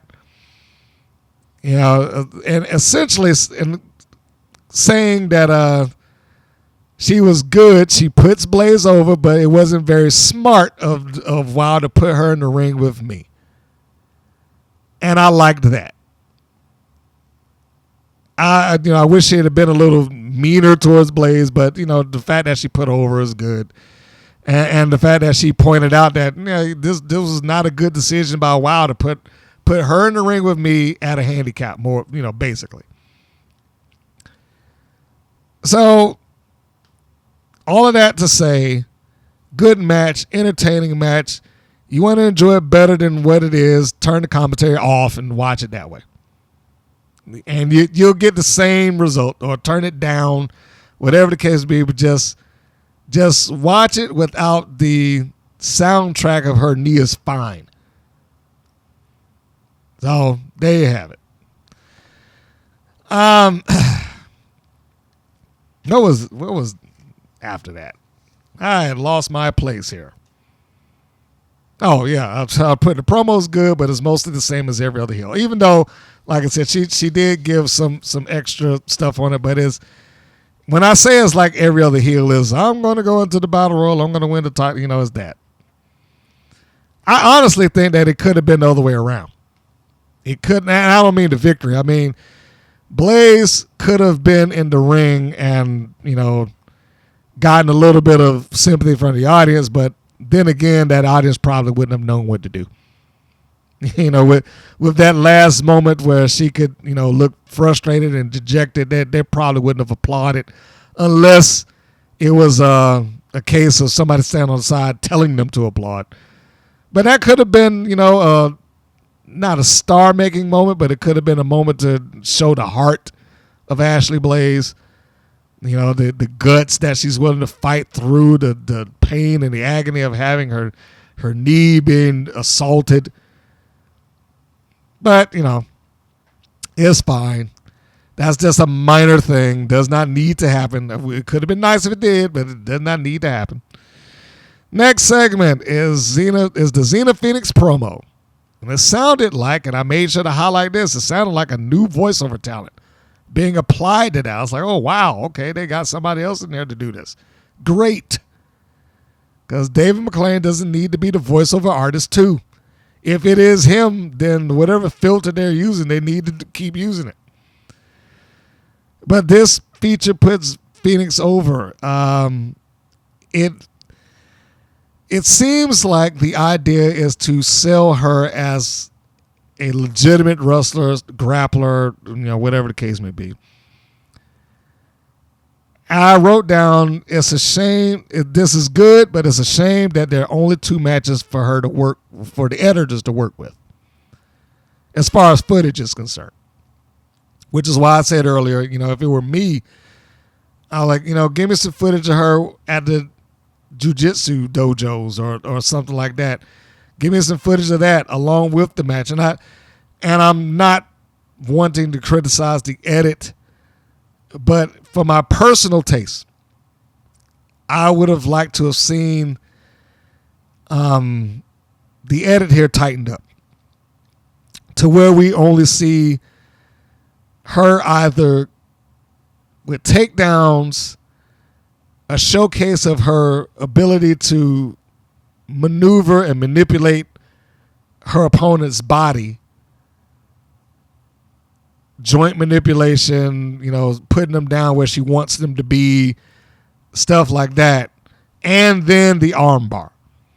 But this would have been a harder hit had she been like 4 or 5 matches in and was tapping people out instead of just the 2. That would have been, in my opinion, would have been a better use of this particular video package. That if they shaved off a couple of seconds preceding the taps, I'd have probably been fine. The next segment was the WoW website spot. I wrote, good that this exists. It is about time that they advertise their own stuff. Next segment after that is the actual match of the alliteration of Vicious Veronica VaRoom versus Xena Phoenix. The first note I wrote here is, why is Zane bringing up that VaRoom is undefeated after one match? I mean, yeah, that's a technical truth, but is that something to brag about? I haven't been beaten the one time that I stepped in here and did something.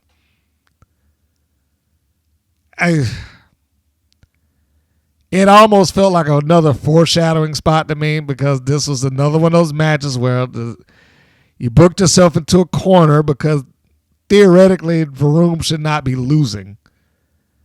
But neither should Phoenix. So I wouldn't pair them off against each other unless I just have nothing for VaRoom, which is a dumb ass name. So I don't know. I don't know what I know WoW had gotten that way a couple of seasons ago. I had said something to the effect of, as long as you have a win in WoW, then you have an undefeated streak as far as they're concerned. Like, to me, that doesn't fly.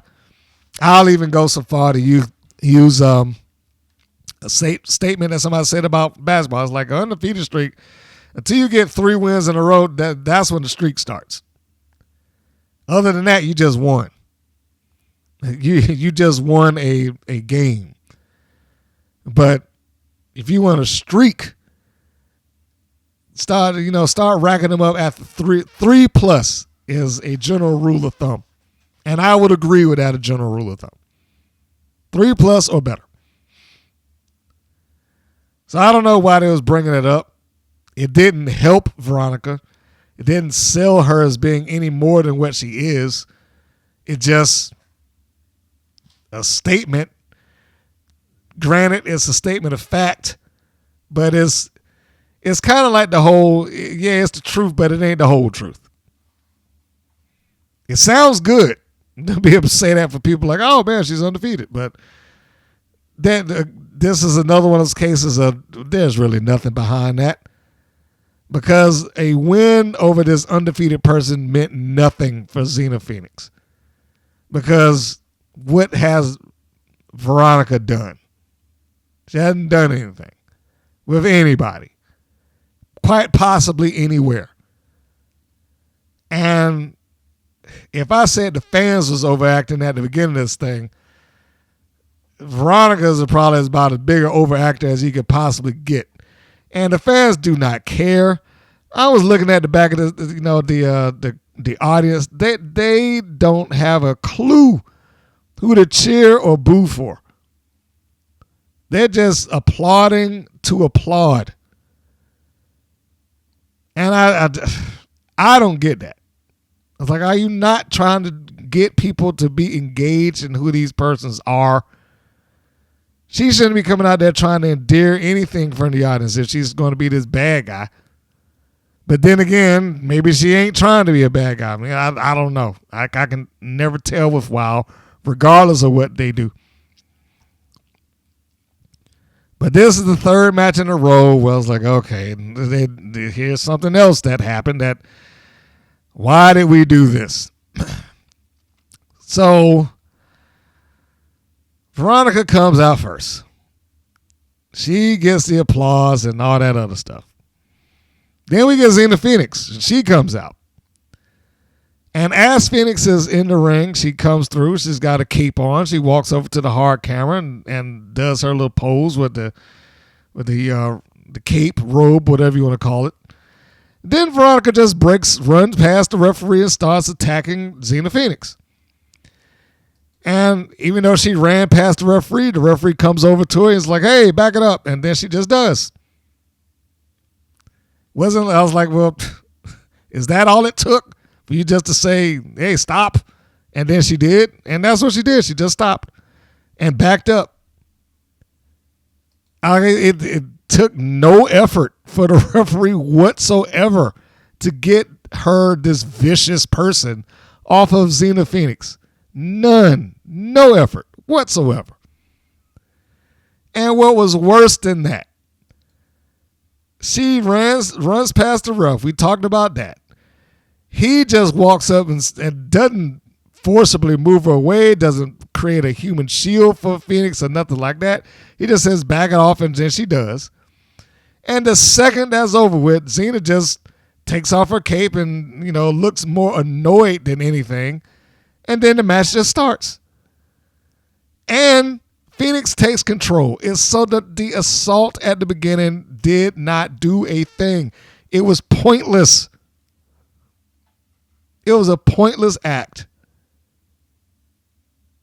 And what was that supposed to accomplish? It's not even like Phoenix had to fight from underneath after being hurt.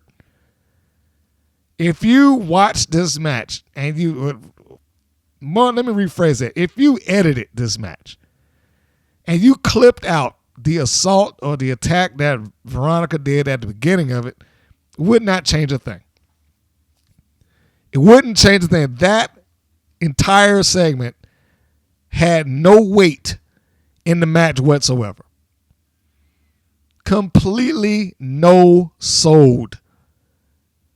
Didn't go down to a knee, didn't look hurt, didn't hurt a head, didn't like I said, didn't fight from underneath, nothing. And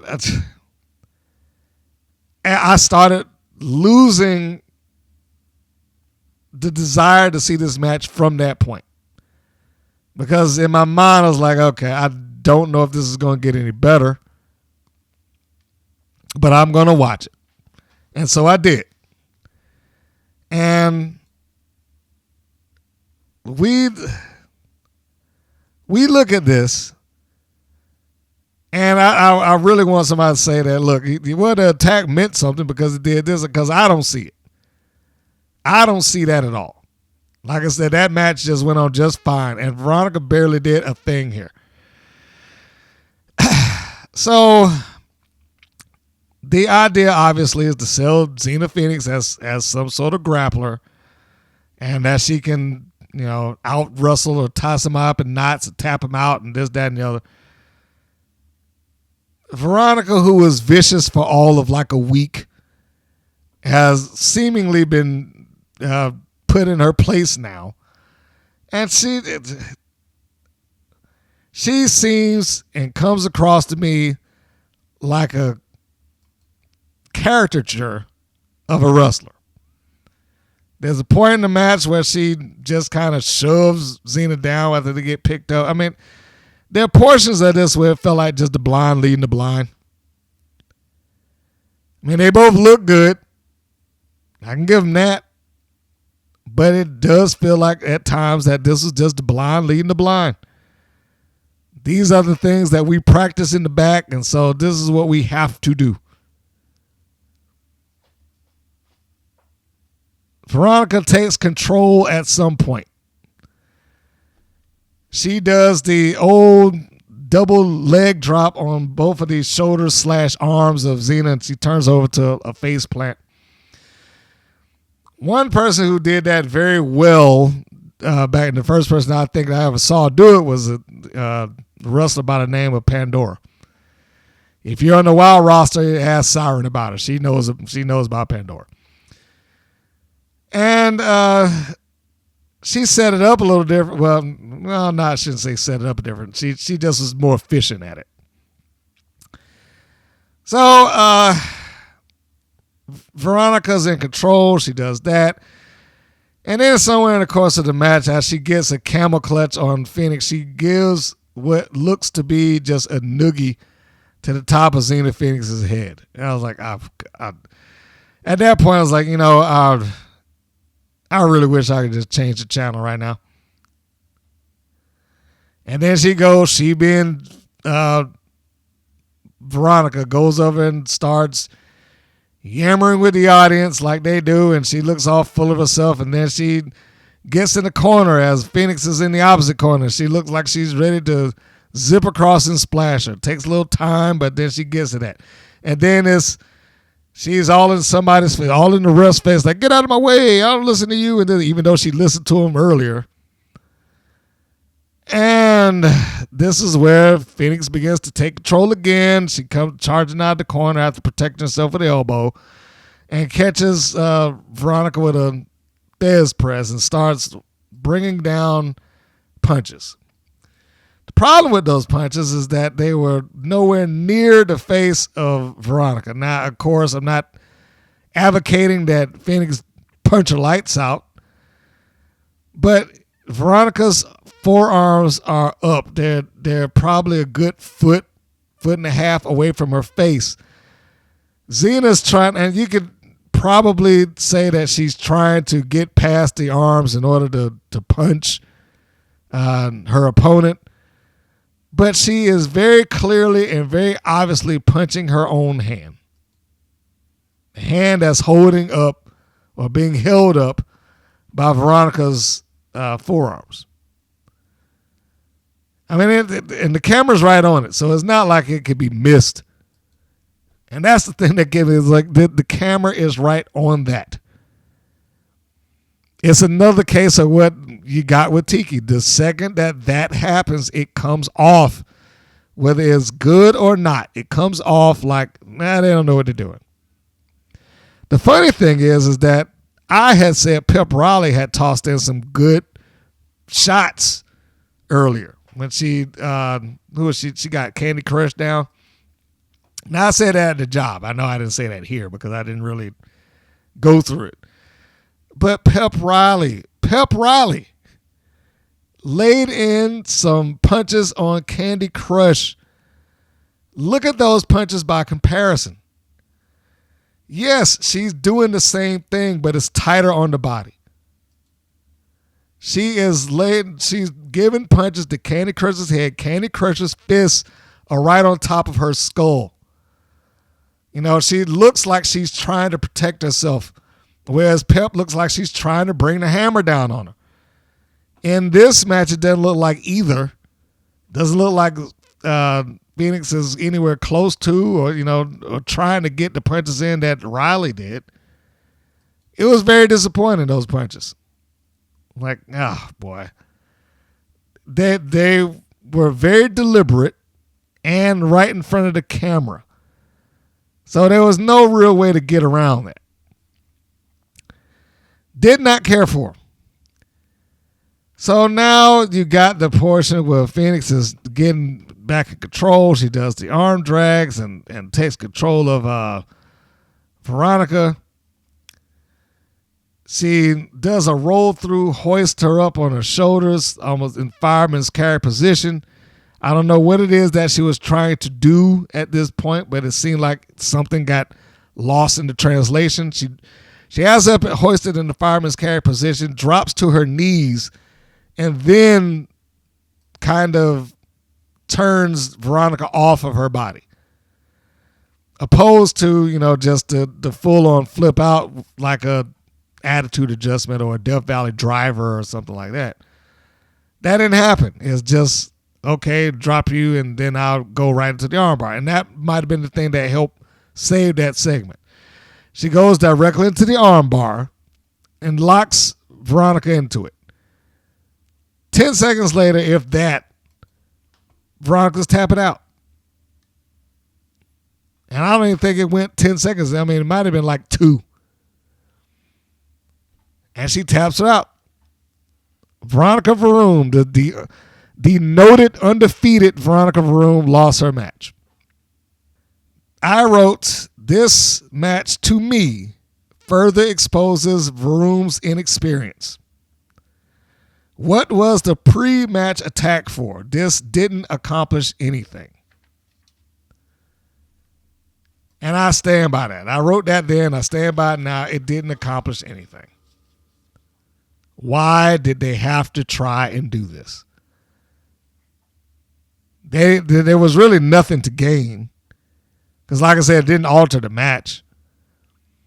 Maybe, just maybe, if they had done that and the signs of that attack were being featured, then it might have done something.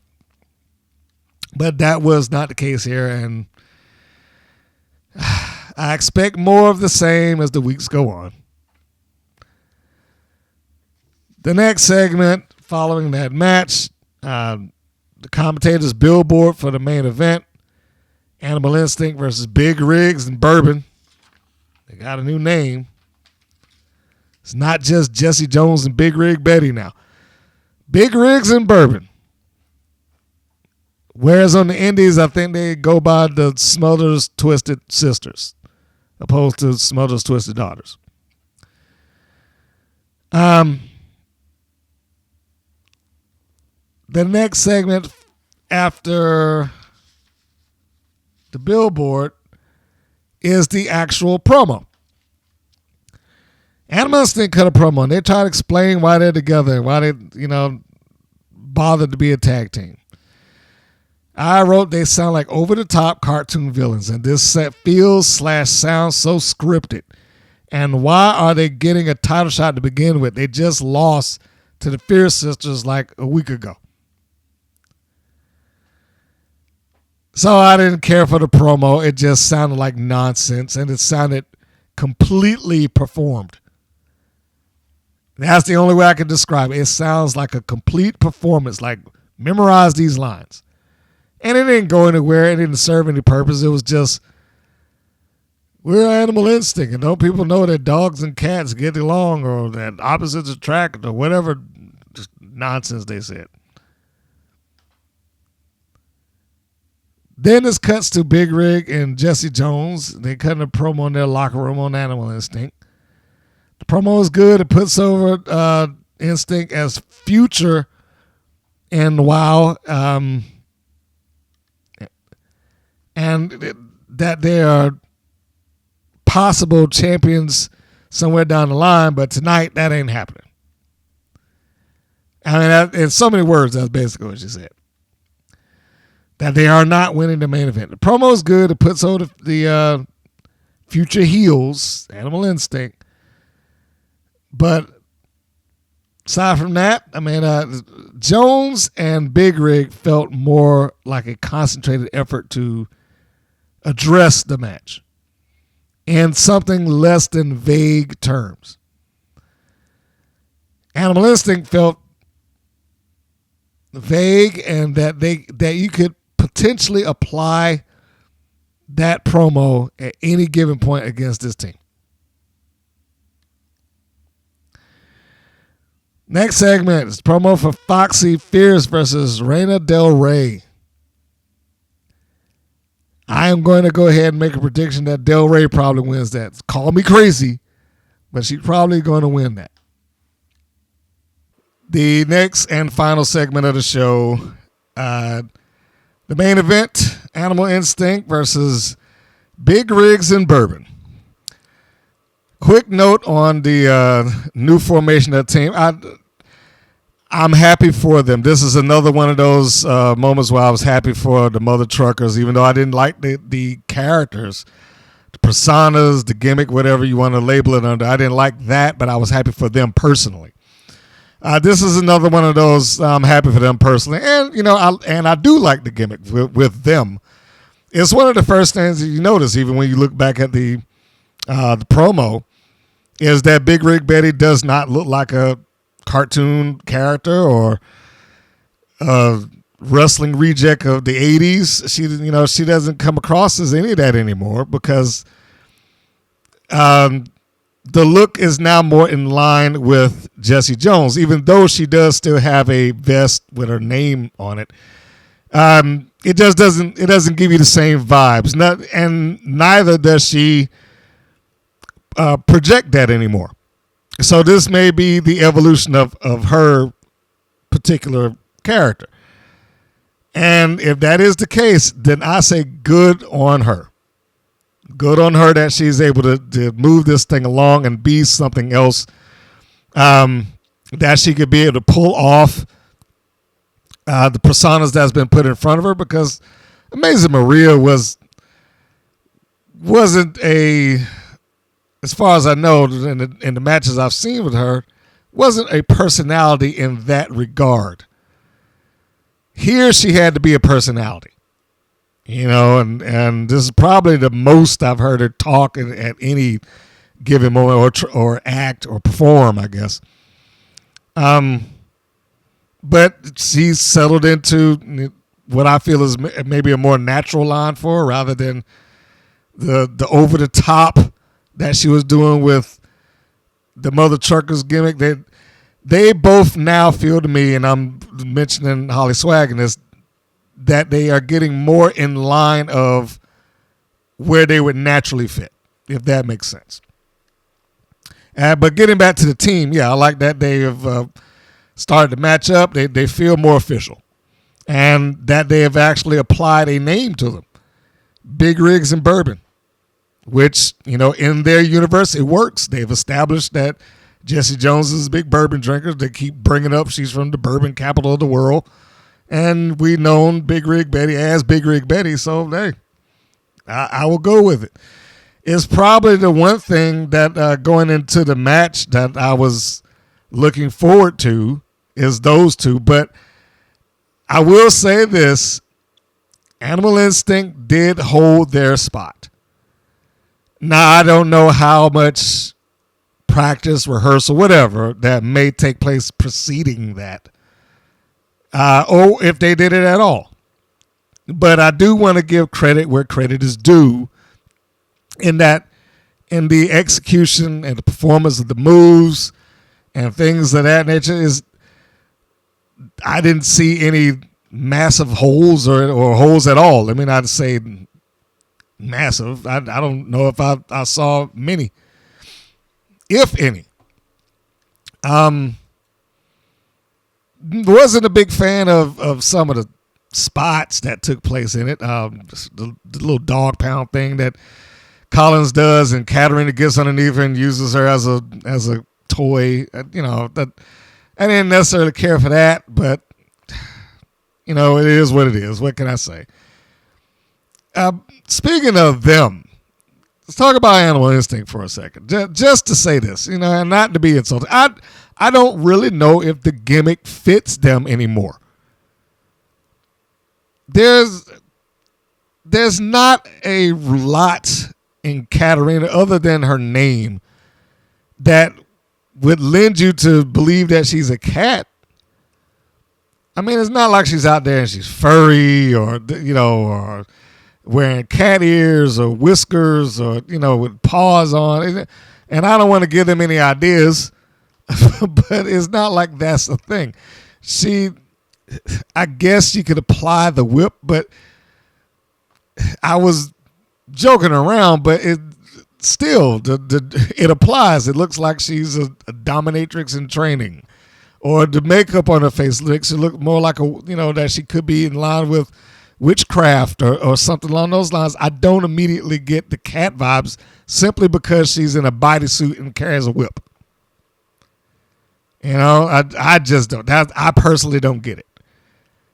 And the only thing that really would remind you of that is that she speaks the way she does. She talks in cat puns, and she does things like that dog pound spot. But if you take that and you take the fact that Collins looks more like a high-powered socialite rather than a dog trainer, then it brings me back to I don't know if this applies anymore. It shouldn't have been a thing in the first place. I mean, it's just ridiculous and silly. You knew it was going to happen. The second that one of them, I shouldn't say one, the second that both of them showed up on TV separately, one was a dog trainer, the other was, acting like a cat. I said then they're either going to have their match or they're going to be a tag team. And sure enough, there we go. They became a tag team. But the blatant finger pointing at her being a dog trainer and, well, Jinx still does her thing. But the blatant finger pointing at her being a dog trainer is really kind of ceased. Just because she has a leash that says Collins on it doesn't, not a leash, collar. This is what I meant. Just because she has that on the neck that says Collins doesn't, that didn't immediately make me think dog. I mean, I'm not asking for the dog to come back because it just looks so out of place in those videos. But I'm not asking for the dog to come back. What I'm saying is neither one of them give me the impression of the gimmick they are supposed to be. And at least not at an instance. I would get that with Jinx as she talks, which only makes her sound, over the top and ridiculous. I really think, as I was talking about Big Rig evolving her character, I think they need to evolve it. It doesn't have to be a wholesale change, but I think they need to evolve that because why not? It's not going to hurt either one of them to just, if she became less catty, let's say, and started to speak more like a normal heel, and Collins used less dog puns and just continued her over-the-top aristocratic attitude, would they really lose that much? And by lose, I don't mean matches, I'm saying, would they lose that much off of who they are or who they're portraying? I'm not overly a fan of, by the means by which they entered into WoW, but they are there. And at the very least, the effort seems to be in to some degree. So I can't just sit here and just knock them. I'm not going to, I don't want to do that. I know I give a hard time to some, but in all honesty, no, I mean, I appreciate the effort. The fact that they're in a wrestling ring at all, I definitely appreciate the effort because I know I brought this up. Every once in a while, I have to show coworkers like a ring being built or photos of it, just because the impression is, it sounds silly, and I didn't think it was legitimately true that people thought that it was like a trampoline, but there's people out there that think it's like a really well done trampoline. And, you have to say, no, that's not that. It's got wood and this, and I show them the video.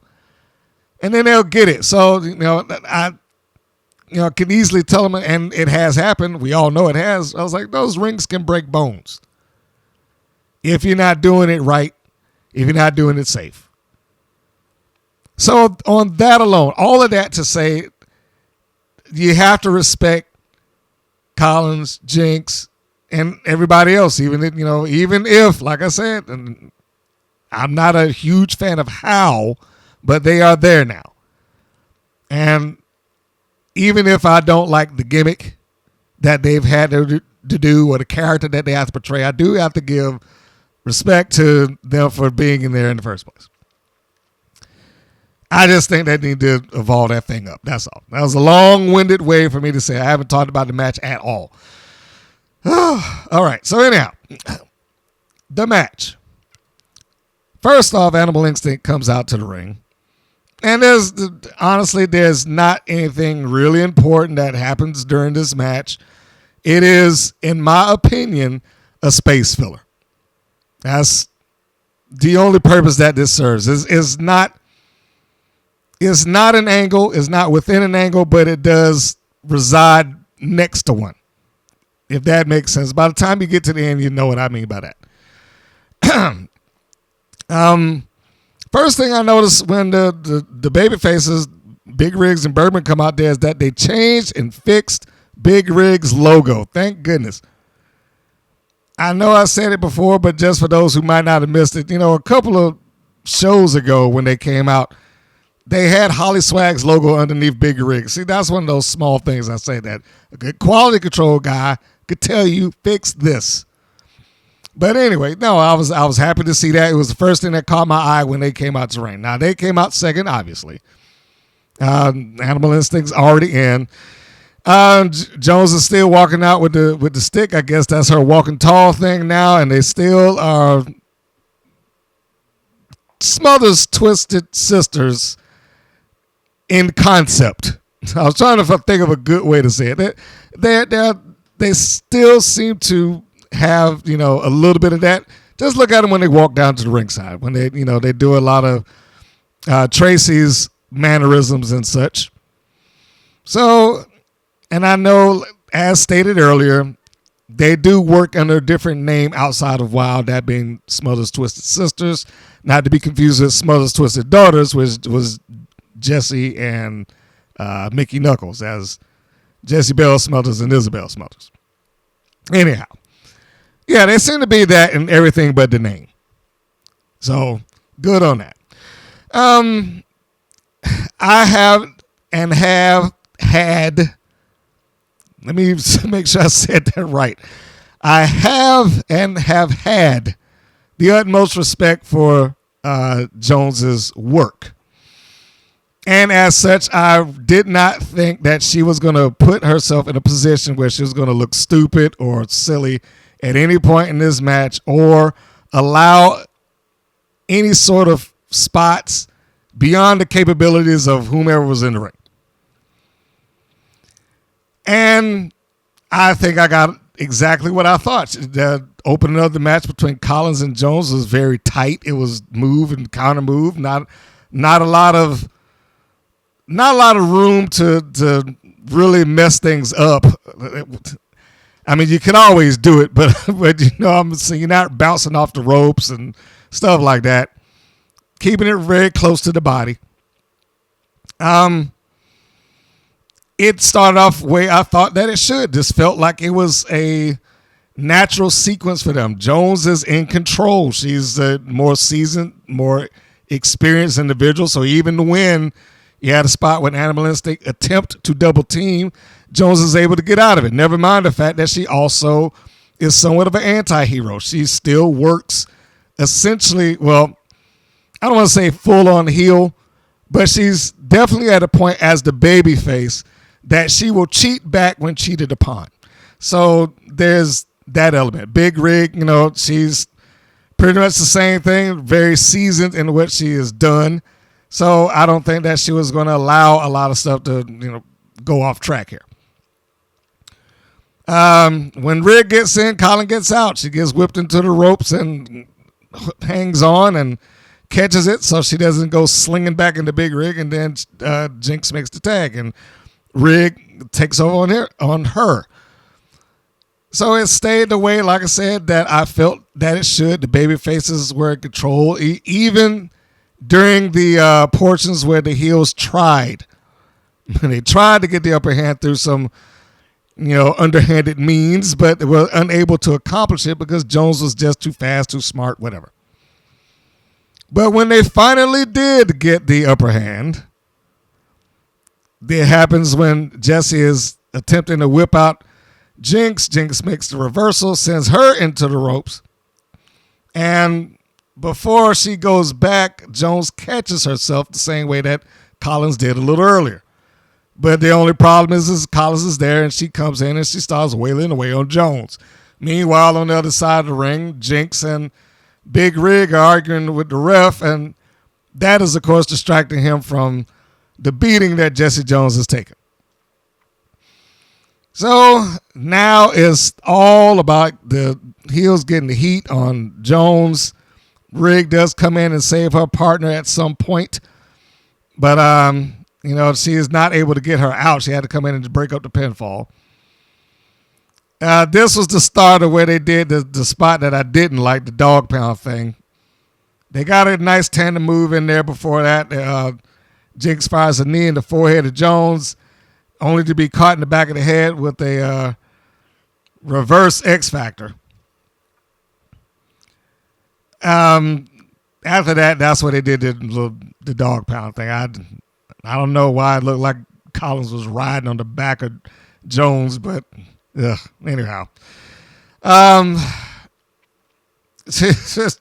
The dog pound thing came after that, and that was just silly. But they go and they keep getting the heat on Jones. She's being held off. She's being cut off from making the tag. Animal Instinct run her back face first into the turnbuckle at one point. It was a nice little tandem maneuver that they had with the hair whip and like heel kick spot. Did not like the leg thrust or the leg choke that Katarina Jinx did. However, the only reason what I don't like about it is that it looks like it puts you off balance. However, what I was getting at was it works for this because it does look like it puts you off balance, and Jesse Jones was able to get out because of it. So in this particular instance where it fails, I like it. She pretty much shoves her off and fires an elbow to the back of Collins, who looks like she's just waiting to get elbowed in the face. I don't know. She just looked like she had a look of fear. Like she mumbled something, and so I'm bracing myself for this punch in the mouth I'm about to get. So she goes down after the elbow. Jones takes Jinx and throws her out of the ring. She makes the hot tag. It's just a shame that the camera followed Jinx down and didn't see it. So you didn't see the tag. You barely saw it at least. And then Rig comes in. All of this was fine. The match was good. It was just at the end where the problem was. So first off, we get a camera shot that we very rarely get. So it's almost like they were prepared for it. So yeah, they used this camera shot of the ramp, which we never ever have. And we see Miami Sweet Heat running down. They come into the ring, and because of the shot that we got, I was like, there is absolutely, positively no way that Big Rig Betty, at the very least, could not see them coming to the ring. They came out while she was facing in that direction. But, of course, now she has to ignore it and treat it like she didn't see them just running up there into the ring. And once they're in there, it's like, how are you not seeing these two standing there right by you? Like, Jones had a plausible excuse. She's hooked up with Jinx, facing the opposite direction, and her head is somewhat down. There's absolutely no way that Big Rig Betty in this instance could not have seen those two either running to the ring, and even if you wanted to excuse that, there's no way that she could not have missed them standing there when they got into the ring. I wish that hadn't happened.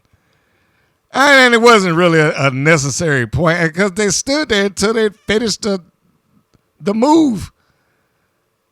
This is like a forearm uppercut and a side Russian leg sweep at the same time. But Miami's Sweet Heat let them do it first. And then, they go down. And then they get attacked. So Jinx rolls out. Collins is calling her. And now Sweet Heat is all over Big Rigs and Bourbon.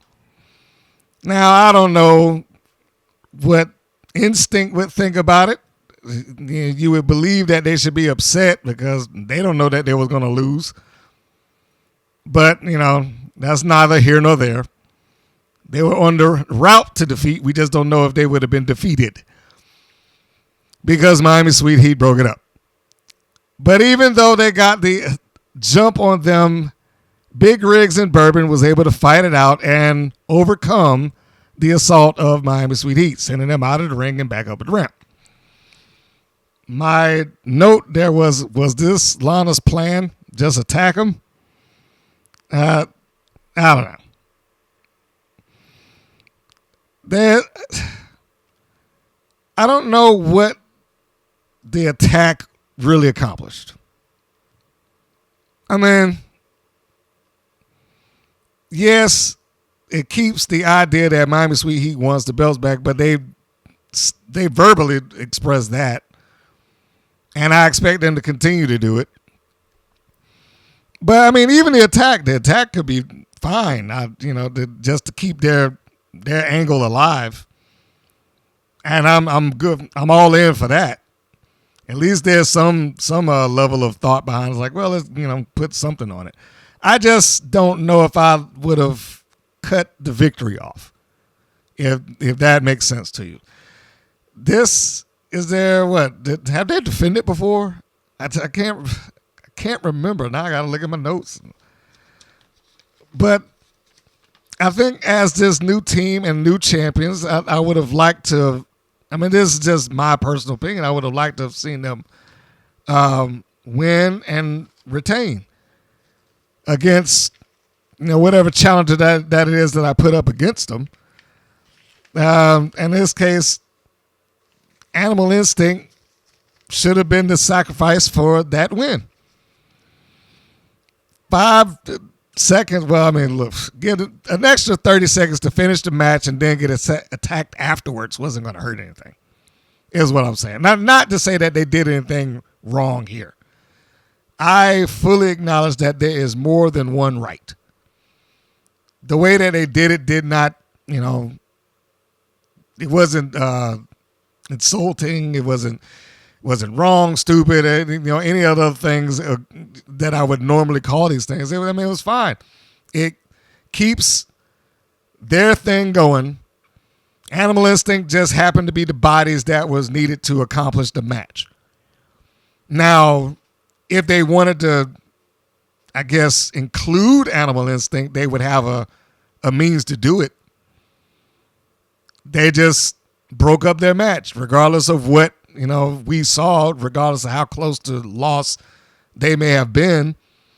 I mean, for all we know, Collins might have jumped in and saved, right? So there is a plausible line if they wanted to make it some sort of three-way war.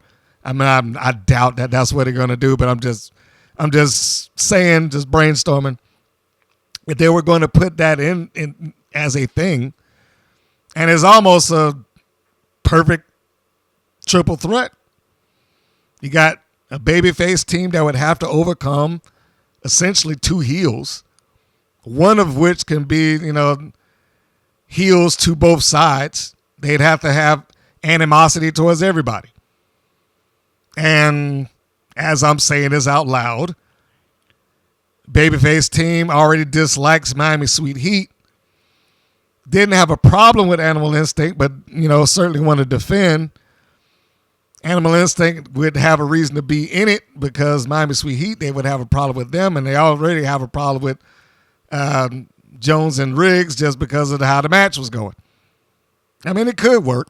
I doubt they're going that way, but it could work. In any case, match was fine. I personally would have liked the baby faces to go over, then have the attack rather than break it up. But, how they do is how they do it. And that was the one thing in the match that I didn't really care for, but I can see that other people would like it.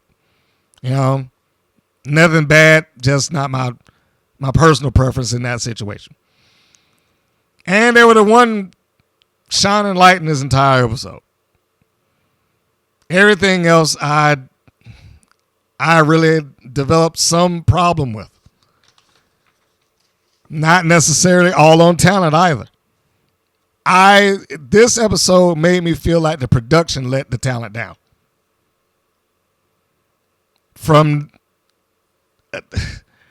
having Jay Boogie go out there and give a promo that really is not relative to anything, to leaving in a spot that should have clearly been wiped out or redone or covered up or something. To talking over Blaze and Genesis to the point that half of the commentary is almost a reversal of what they see in the ring. To having Phoenix and VaRoom face off each other and having a spot in the match that really accomplished and set up nothing. The main event match was the match of the show. And again, not a indictment on talent. I say that specifically about the Genesis Blaze match. And of course the edit of the beginning of the Genesis Blaze match. Even the commentator couldn't control that. They just took his words and put it in the start of it. And now I will even give this much credit to that edit trick. It's probably unlikely that most people would have even known.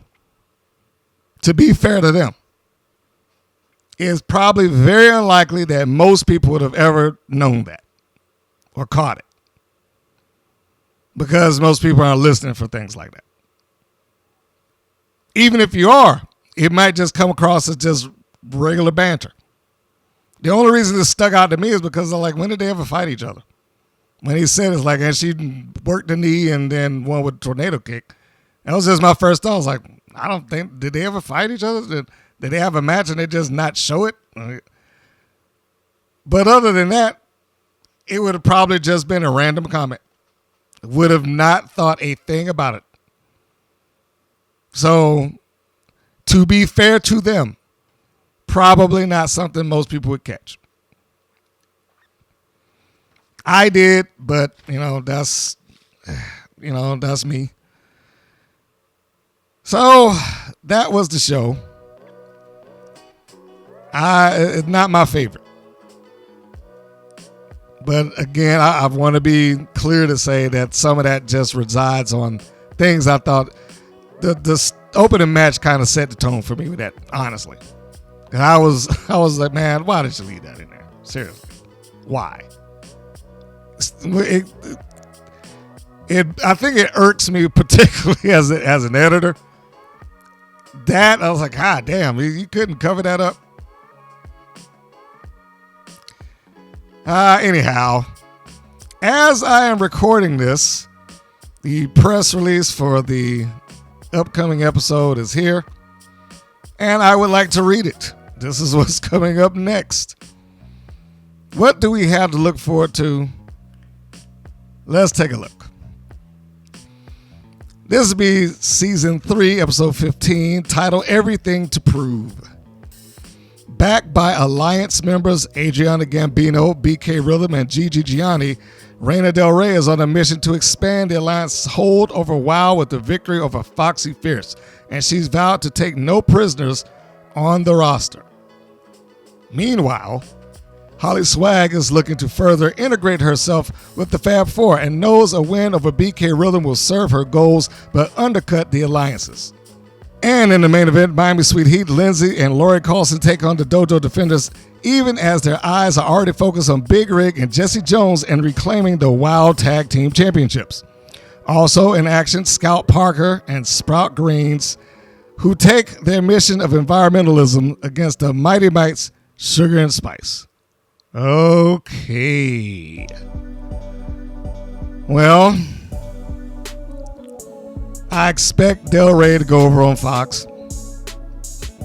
I don't know what this hold over WoW is that they have, though. Have they taken it over already? I mean, that's a little hard to accomplish when they don't get airtime. And haven't had championships or a title shot. But who knows? Maybe the creative knows better than I do what conquering a promotion is about.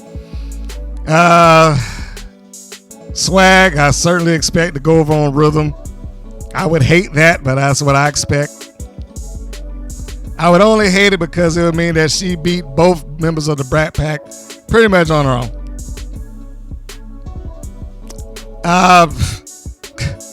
Miami Sweet Heat and the Dojo Defenders, come on. Miami Sweet Heat.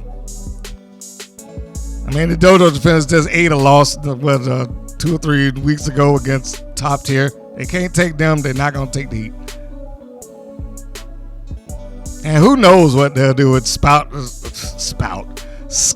Parker and Sprout Greens.